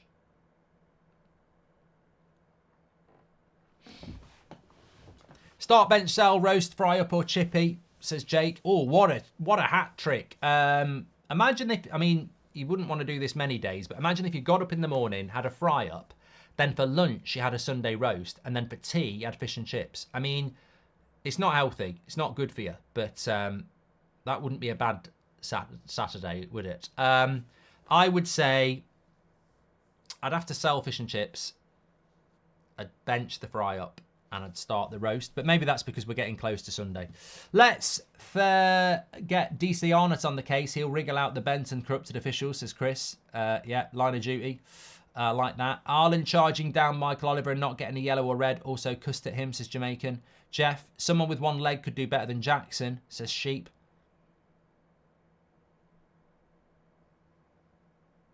And he didn't even give a corner for that handball. He gave a goal kick as well, says Chris. Thanks for your super chats. Yeah, look, I talk about these sort of things on the podcast every week. Check it out on Spotify, Goldbridge Saves Football. We dive deep into things that we want to save football from. And it's a recurring theme, and I'm sure I'll be talking about it again on Monday, because you can't get into trouble for highlighting facts. And facts are, Michael Oliver, refereeing Man City games this year, has factually made some very dubious decisions. Rube says Jackson will score the winner. I hope he does. I really hope he does, mate. I don't think that makes him. It'll make him a match winner, but I don't think that makes him a good. I don't think that makes him have a. Well, look, it will make him change the game, but Grealish is down injured.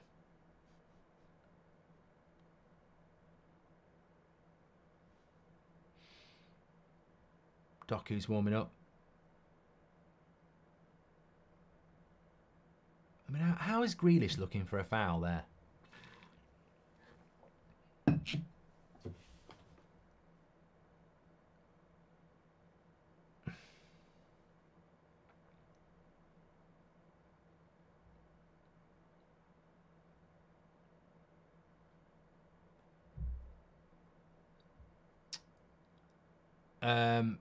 Nexus has just had an amazing pasta bake. Lovely stuff. Jake says Grealish is playing his heart out now. He knows. Kaz says, are you Nigerian? No. Why do you hate on Jackson so much? Says Strikebot. I don't hate anybody, mate. I'm watching a game of football and he's shit. That's not hate. You need to grow up. I know there are a lot of you out there these days that don't realise that critiquing things that are entertainment is absolutely fine. Chelsea should be winning. Jackson's not very good. So if VAR said no pen, then why was it not a corner, says Sparks? No idea, mate. Please do subscribe to the channel, by the way. Bottom right-hand corner. Really appreciate that.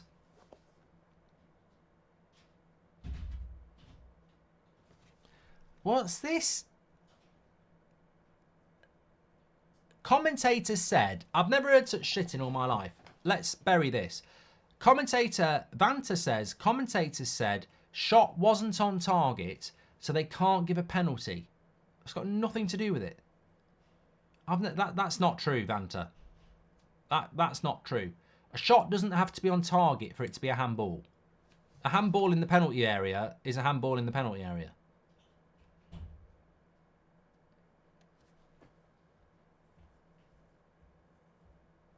Critiquing equates to hate these days. Sadly, soft generation, says Jamaican. Oh, tell me about it. Tell me about it. They should have been in football grounds in the 80s, 90s and noughties.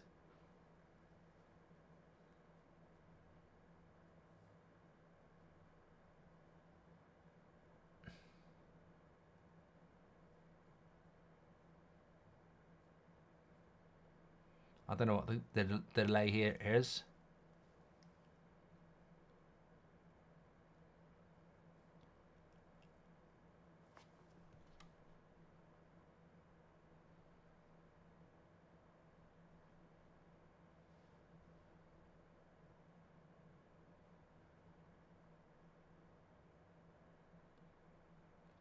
I don't know what was going on there. I was trying to understand.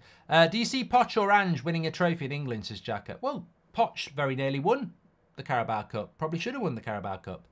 I think, look, it's interesting, isn't it? Arsenal and Arteta have been way better than everybody in the Premier League over the last 2 years, apart from Man City. And yet, Liverpool have won a trophy. Man United have won a trophy. And maybe Man United, Chelsea, Coventry will win another trophy as well. So, the best team doesn't always win the trophies. And I think if you are a Pochettino or an Ange, a Carabao Cup or an FA Cup is always possible. Can you do a poll on Cole Palmer or Jack Grealish's strike, Bolt? It would be a waste of typing. Like, there is no way that Grealish is anywhere near Cole Palmer, unfortunately. I think he was a brilliant player at Villa. And he's very happy at Man City and he's earning good money at Man City, but I don't think it was the right move for his career. If you think about the fact that Grealish has been at Man City for 2.5 years, first year was a bit of a write-off, second year was very good, and then third year has been a bit of a write-off. So, and I look at Grealish at Villa and he was unbelievable. Lovely play by Cole Palmer. This should be a goal this time. Oh, it's a terrible first touch by Caicedo. Why doesn't he slip Jackson in?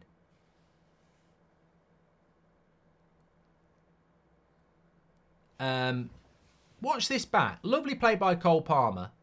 This is a first time pass. Now.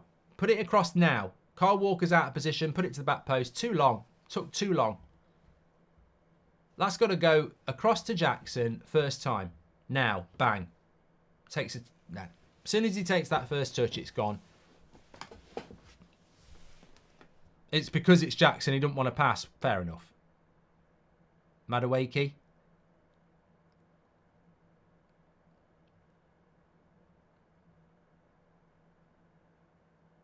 Man City won't want extra time again, will they?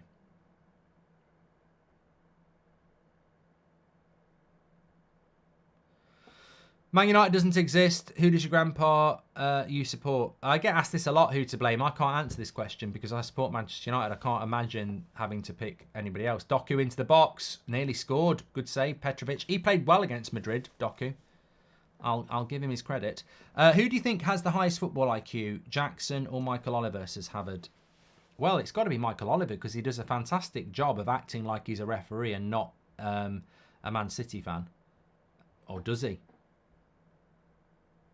Mark, these referees are absolutely ruining the game, says Ecosphere. The fact that even Sky Sports News has a segment called Ref Watch says it all. I hope you will use your platform to make the PGMOL accountable on behalf of the fans.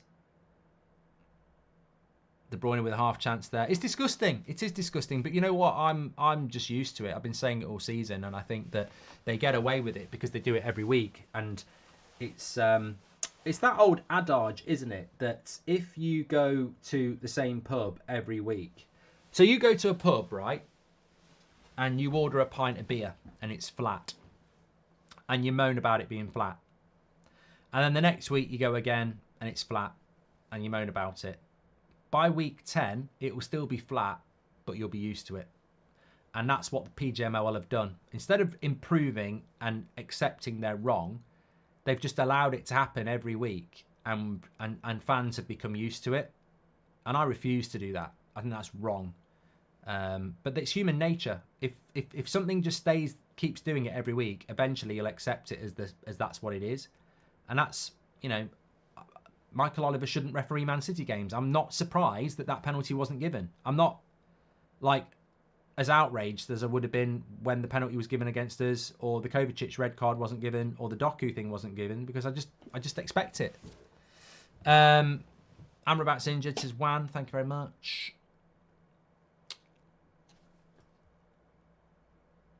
We are meant to be doing Arsenal against Wolves at 7:30, but I've just realised that if this goes to extra time, there will be a delay on that.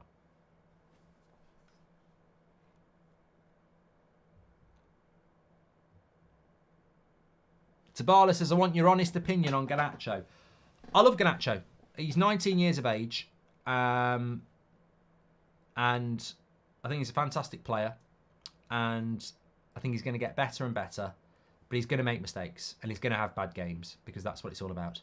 Heart of United said, that guy was right about the commentators. I'll have it on. So a commentator genuinely said it's not a handball because it's not on target. Please let me know this is true, because it'll be Pratt of the week.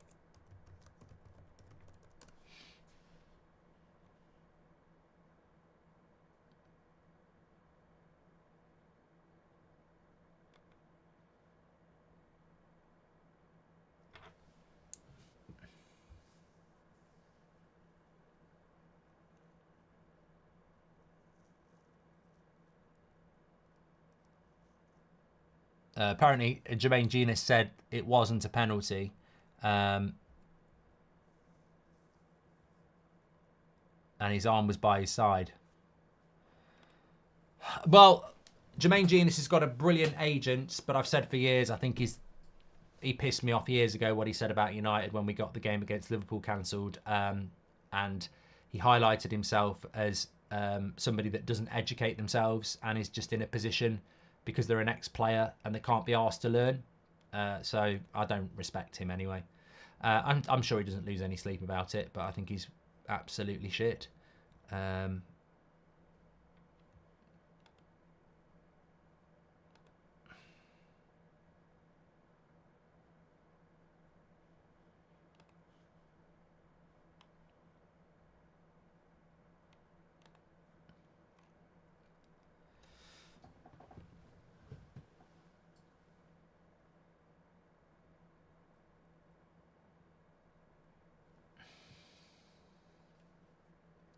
Look, honestly, in this second half, I think Kyle Walker deliberately kicked Conor Gallagher in the back. That should have been at least a foul and a yellow. And I think it should have been reviewed. They didn't review that. Chelsea should have had a Stonewall penalty. Didn't even ask him to go and look at the screen. I mean, why the hell didn't they ask Michael Oliver to go and look at the screen?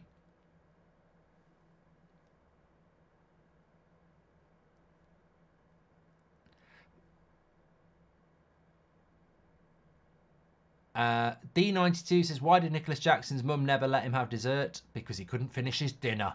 The guy's dreadful. Sus says, Genius was recruited for other reasons than his football.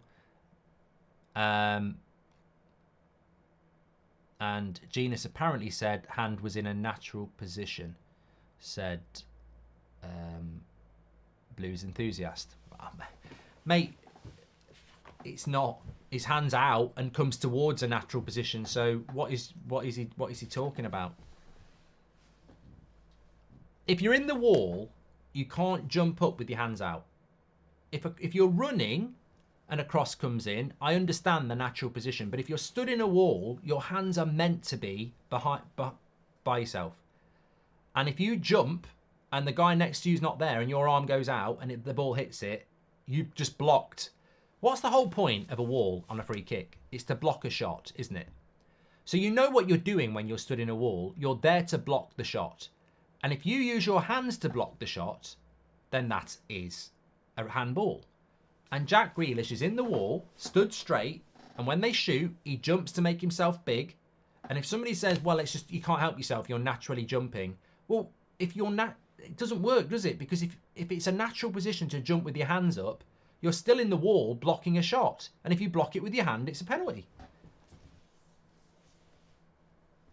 The natural hand position doesn't work with a wall, is what I'm trying to say. You can't use natural hand position on a wall because a wall is there to block the shot. And if you block the shot with any part of your body that's illegal, then it should be a penalty because the wall is only stood there to block the shot. So if you block it with your hand, it's not a natural position because the wall's only job is to block the shot. Do you think Lukaku could have changed their season, says Anma? I mean, Lukaku is better than Jackson. It's an interesting one. Philippan here, though, who's better, Duran or Nunez, says Rio. I think Simon Le Bon from Duran's better than Nunez. Not Nunez, better than Jackson. Oh, no, your question was who's better, Duran or Nunez? Nunez. Which Man United legend would you put into the squad, says Gonzalez? I'd just put Roy Keane in there because of his leadership. He wouldn't take any shit.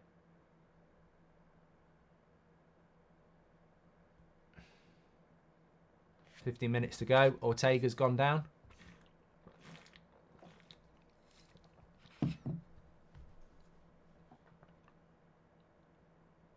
Simon Le Bon from Duran would be very good, as Hockey Sense says, because he's hungry like a wolf. Be good in the box.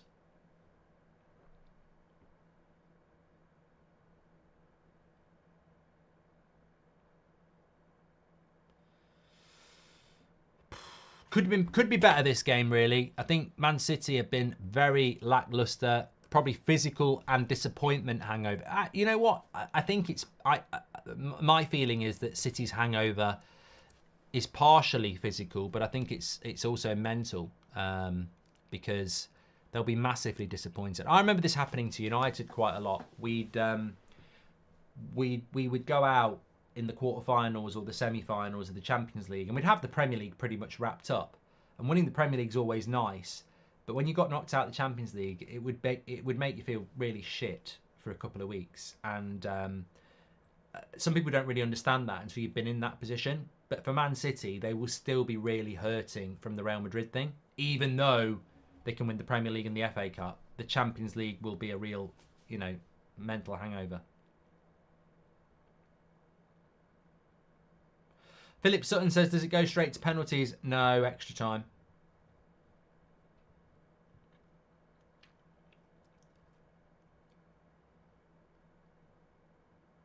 I mean, whoever scores now wins, don't they? Unless it goes to extra time. Mark, Beatles or the Rolling Stones, says the Don. I'll probably say the Rolling Stones. Thought they were going to win that header then.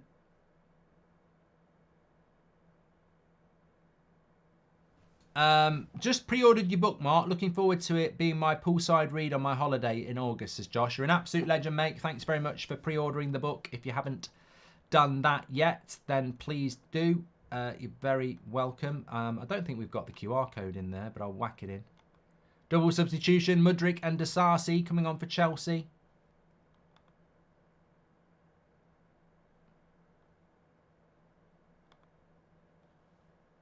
Yeah, it's on the screen for you now. Camera phone, scan the QR code, and you can get it pre-ordered through Amazon or whatever. Thank you very much. In fact, I will pin Jem's thing there, and then you've got the link in the video description as well. Keeper going down for treatment when City needs to slow down the game because keeper won't be taken off for 30 seconds afterwards, says Nicolas Cage. What do you think of Erik ten Hag's talent ID, says Neil? I still think it's reasonable. Casemiro was a good signing. Martinez was a good signing. Ericsson was a good signing up until Andy Carroll basically ended his career. Erasmus is a good signing. Mason Mount, I think could be a good signing. Same as Onana, it's just been a bit shaky in year one. And his development of youth is very, very good. It's just our injuries. Our injuries are terrible.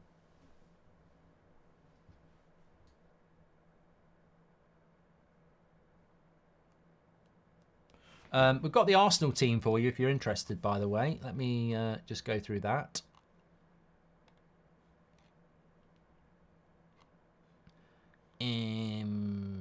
Brentford got beat 5-1, by the way. And Sheffield United got beat 4-1. They're all going down, aren't they? Wolves start off with Sarr, Buno, Kilman, Gomez, Doherty, Traore, Gomez, and Cheruer, Doyle, and Hwang Hee-chan. God, they've got loads of injuries, haven't they? That's nowhere near their best team, I don't think. Anyway, Arsenal, Raya, White, Saliba, Gabriel, Kivior, Odegaard, Rice, Havertz. He's gone back to that, right? He's gone back to Havertz and Odegaard in the midfield again. I just don't like Arsenal when they do that. I don't agree with that. Front three, Saka, Jesus and Trossard. He changes his midfield every week, doesn't he? Raz says, Mark, a friend of mine says Ten Hag trains the players too hard and that's why United are getting injuries. Yeah, your friend doesn't know anything about football, mate. Why don't Liverpool get loads of injuries then and they run harder than us? Why do we run less than most teams in the Premier League? It doesn't compute. He works the players too hard and yet they're the most lazy set of players we've ever had on the pitch. They don't run at all.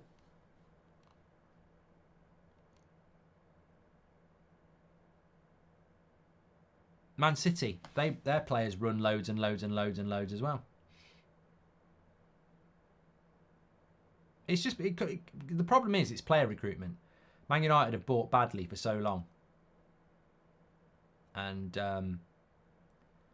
it will change over the next couple of years. Does anyone think the biggest sport in the world in the richest league isn't corrupt? Says Tom Harrestad. And also, we've got a start bench sell here from Chris, who says, Ryle says, hi Mark, do you think Chelsea are favourites for penalties as City's players might be mentally scarred? I don't know, Ryle, could be adding that. And Chris says, start bench sell, Terminator 2, Die Hard, Top Gun. I like Top Gun starts, Die Hard on the bench, Terminator 2 sold. Good 3 though.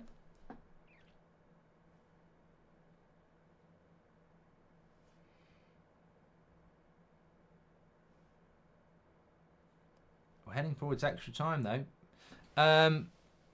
Poch with the touch. Just got here, Mark. Are you doing Arsenal versus Chelsea on Tuesday? I am, Flores official. I'm meant to be doing Arsenal against Wolves at 7:30, but if this goes extra time, there'll be a bit of a crossover. There was not an injury crisis at Ajax. Man United bought badly, even in their staff for so long. Joke and feel bad for Ten Hag, says Omar.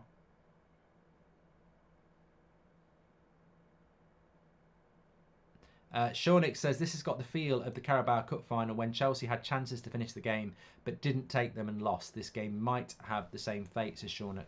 Well, look, I think Chelsea have the right to be very aggrieved about a Stonewall penalty, yes, but they also have to look at themselves for the chances missed. And there's the goal. Bernardo Silva.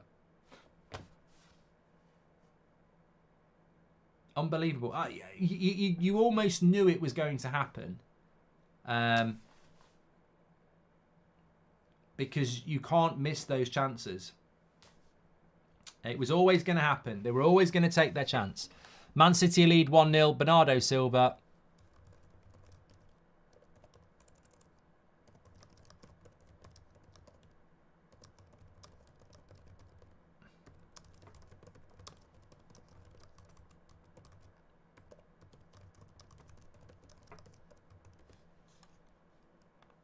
Look, Chelsea should have had a penalty. There's no doubt about it. 100% should have had a penalty, and I'm sure that's what the moaning will be. But also, even without the penalty, we know the officiating is shit in this league. You can't rely on good officiating. You've got to rely on good finishing. And yes, Chelsea should have had a penalty, and it's a disgrace. But they also had big, big chances to score that their paid striker missed. They're massive chances. Massive chances.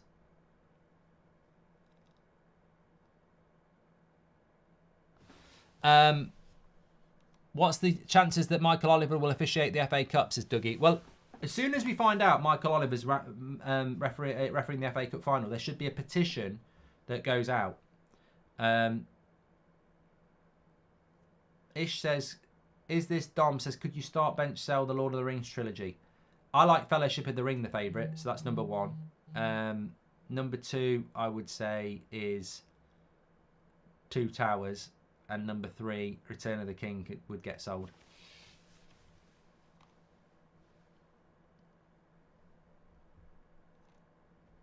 God, Liam Gallagher's let himself go.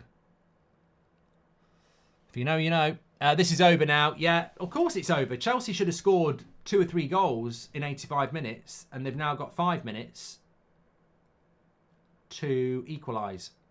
We will be on time for the Wolves game against Arsenal. And Man City are looking... I mean, that's a bad tackle by De Bruyne. It's a nasty tackle by De Bruyne. And then he pushes the player on the floor.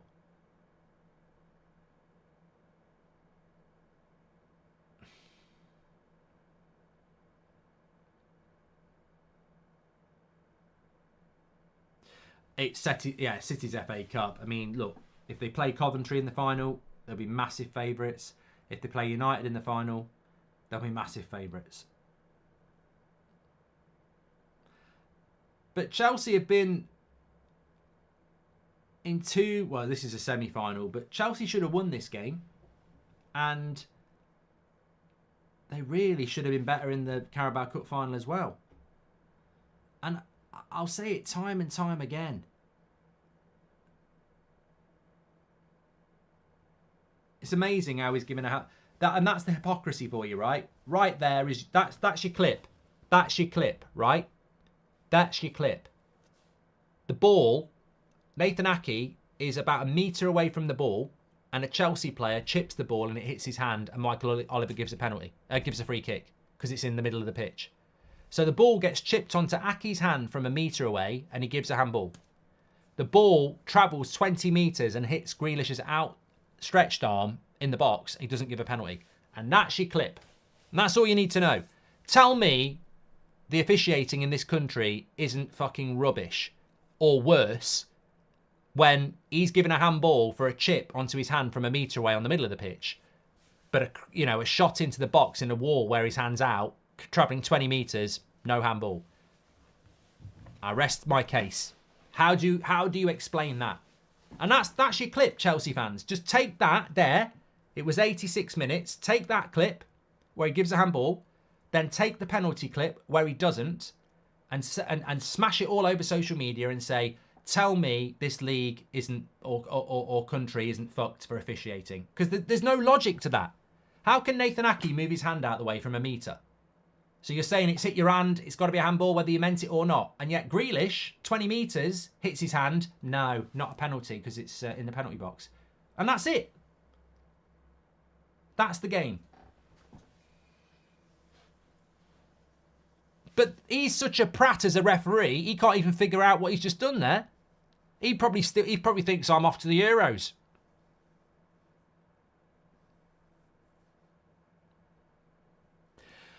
But look, Chelsea have played well enough to win this game. I don't know. I know you get some Chelsea fans who'll be going, this is why we need to get rid of Poch. It's not fair. I mean, I don't think Poch is ultimately going to win major trophies with Chelsea. I don't think he's that level. But it ain't Poch's fault he's only got Jackson as his striker. The reason Chelsea have been struggling for 2 years now is because they can't put the ball in the back of the net. And whoever was writing the checks, another £50 million for a centre-back, another £60 million for a defender, another £100 million for another midfielder, why nobody ever thought, let's put £100 million on a fucking striker, I'll never know. Chilwell wins a corner. You know, we all watch football. We might not support Chelsea, but we all watch football. And I'll never for the life of me understand why they spent all that money and they didn't go and buy a world-class striker. Jem says, help, I've got a kids' party tomorrow at 5. We kick off at 3:30. It's a 40-minute drive away. I can't bear missing the match. Debating a tummy bug appearance, says Jems. Jems, if you know of a food that doesn't do well for you, then maybe an accidental Saturday treat, because you will have a bit of a stomach ache, won't you? And you won't be lying. If I'm trying to get out of something, I don't like to actually lie. So if I wanted to have a bit of a tummy problem tomorrow, I'd probably just have a bag of cherry tomatoes because they make me feel a bit rough. Chelsea had chances, but they couldn't take them. Same thing as Liverpool versus Palace. Liverpool also had chances and couldn't take them, says Liking. Yeah, I do agree. I think the penalty's a disgrace, but Chelsea got themselves to blame. Echo Sphere says it's a disgrace. Name me a single other sport where the rules are enforced differently on a week-by-week basis. Mate, it's not even week by week. It's minute by minute. Michael Olive has just proven that. He's just given a handball on the halfway line that he wouldn't have given in the penalty box.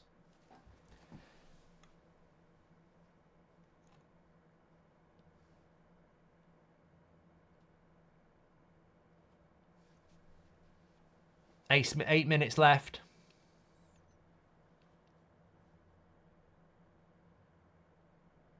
But he still kept... For all the subs he's made, he still kept Nicholas Jackson on. I mean, that's on Pochettino. If you're a Chelsea... It's a little bit like... I see this with Ten Hag. That's on Pochettino. Like, keeping Nicholas Jackson on is a bit like Ten Hag keeping on Rashford sometimes, or Casemiro. He should have took him off a long time ago. Like, it's not going to get any better, is it? He's absolutely head gone.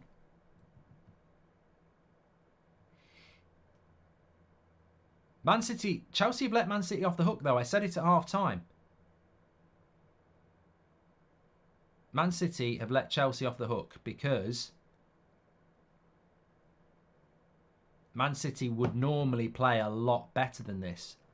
And they haven't played well. Even a City fan would sit here and say, this has been us at a very low level. Man City are way better than this. Way better than this. And this game, I would say, has probably been 60% Chelsea, 40% City. And City have still found a way to win. And you've got to give City credit. And I don't like to, but you've got to give them credit because they haven't played anywhere near their best and they found a way to win. And that's, yeah, again, we can talk about the penalty all the time, but Chelsea still should have won it. And that's on Chelsea, isn't it? And the fact is, Mark, if it wasn't a handball when it was, they didn't give the corner and Chelsea deserved this for not taking their chances, says Leighton.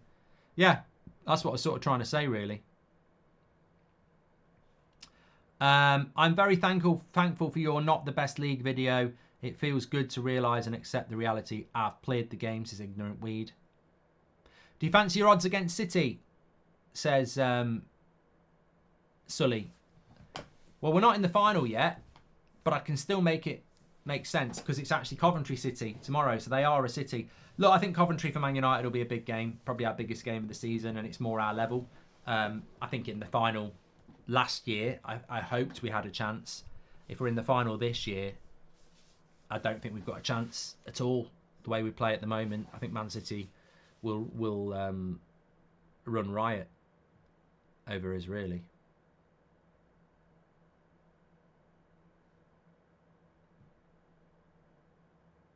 Yeah, there's a lot of honest Chelsea fans in the chat saying it's kind of our fault, really, that we're losing. You mustn't move past the disgraceful handball decision but that's the norm. But yeah, I find it amazing that Man City are going to win this game 1-0. And I think Man City fans will as well. Honestly, I think they will be fully aware that there's a hangover from the Real Madrid game. And yet they've still found a way.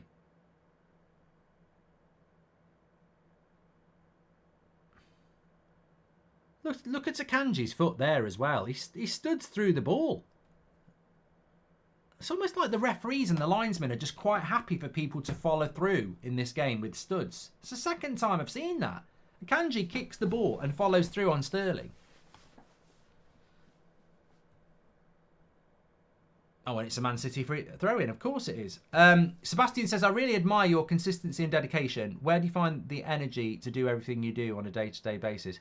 I don't know, mate. You know, I don't know. Like, we had the start of the stream where we've had a real big challenge as a organisation or whatever, and you know, it gets stressful, and then you've got to go live, and you know, mentally it's hard to put a smile on your face when you're a bit, you know, stressed and stuff. But we've been doing it for years.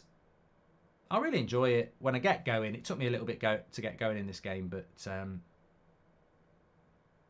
oh, you know, if De Bruyne was doing that to me, ooh. Look, somebody made a great point. Why would the FA, the Premier League, why would they help City out when they know City have got charges? Like, it's easy. Surely, what I'm trying to say is, if you've got a suspected cheat, would you go out the way to help them? Or would you actually think, you might be a cheat, I'm going to go after you? Do you not find it weird that we've got this suspected cheat and yet they still get loads of decisions go their way?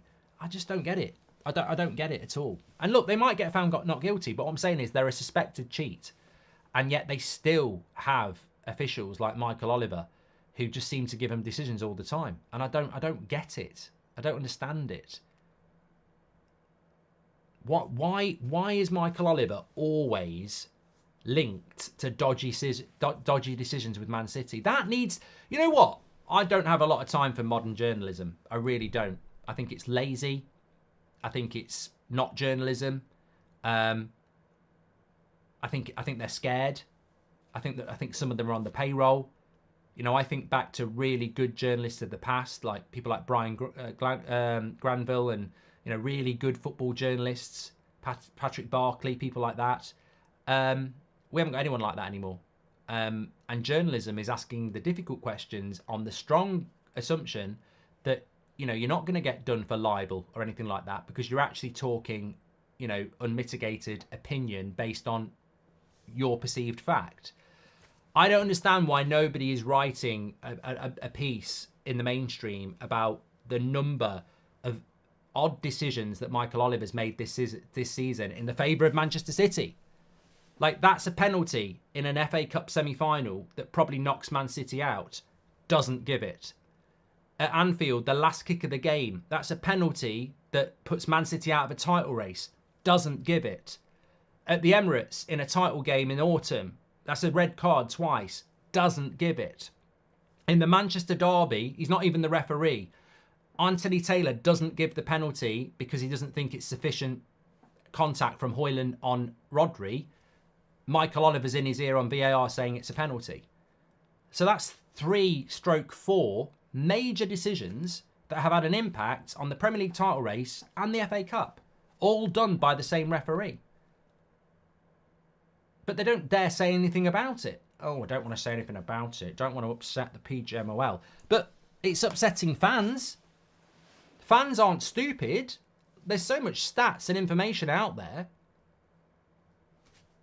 And who loses at the end of the day? Is this FA Cup final being spoken about because of good football, or is it being spoken about because of, well, one, Nicholas Jackson's crap finishing, but two, a really dodgy bit of refereeing? I don't understand why Gary Lineker is not speaking about that on the BBC. You're not going to get sued, Gary. It's a fact. It was a penalty. Most people thought it was a penalty on McAllister by Doku. Most people thought it wasn't a penalty when Højlund was apparently grabbing Rodri. Most people thought it was a red card when Kovacic did the foul against Arsenal. And most people think that was a handball for Chelsea. So he has made 4 massive decisions this season that will help Man City win another 2 trophies. And nobody will talk about it, apart from fans. And no one will listen to fans.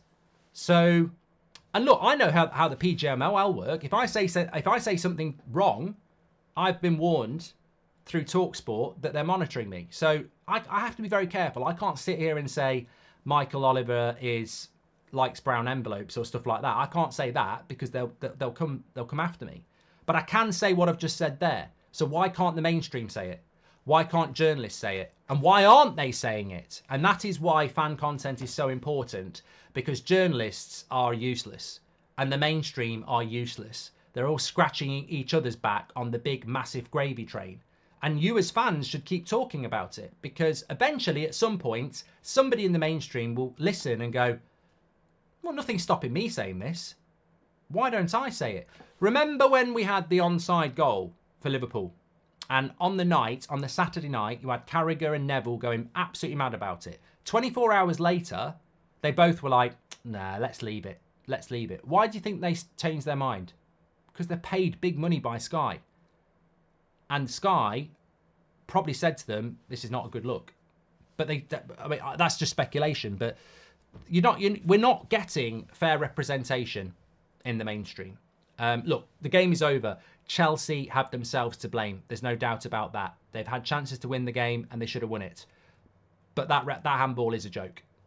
It's the difference between going 1-0 up and being in control to being 0-0 and then City score. Simple as that. Anyway, I'm back with you in about 5 minutes. I'm just going to go and have a toilet break and get myself a drink. And then we'll be back for Arsenal against Wolves. I will see you over there in about 5 minutes. Take care and we'll carry on the conversation.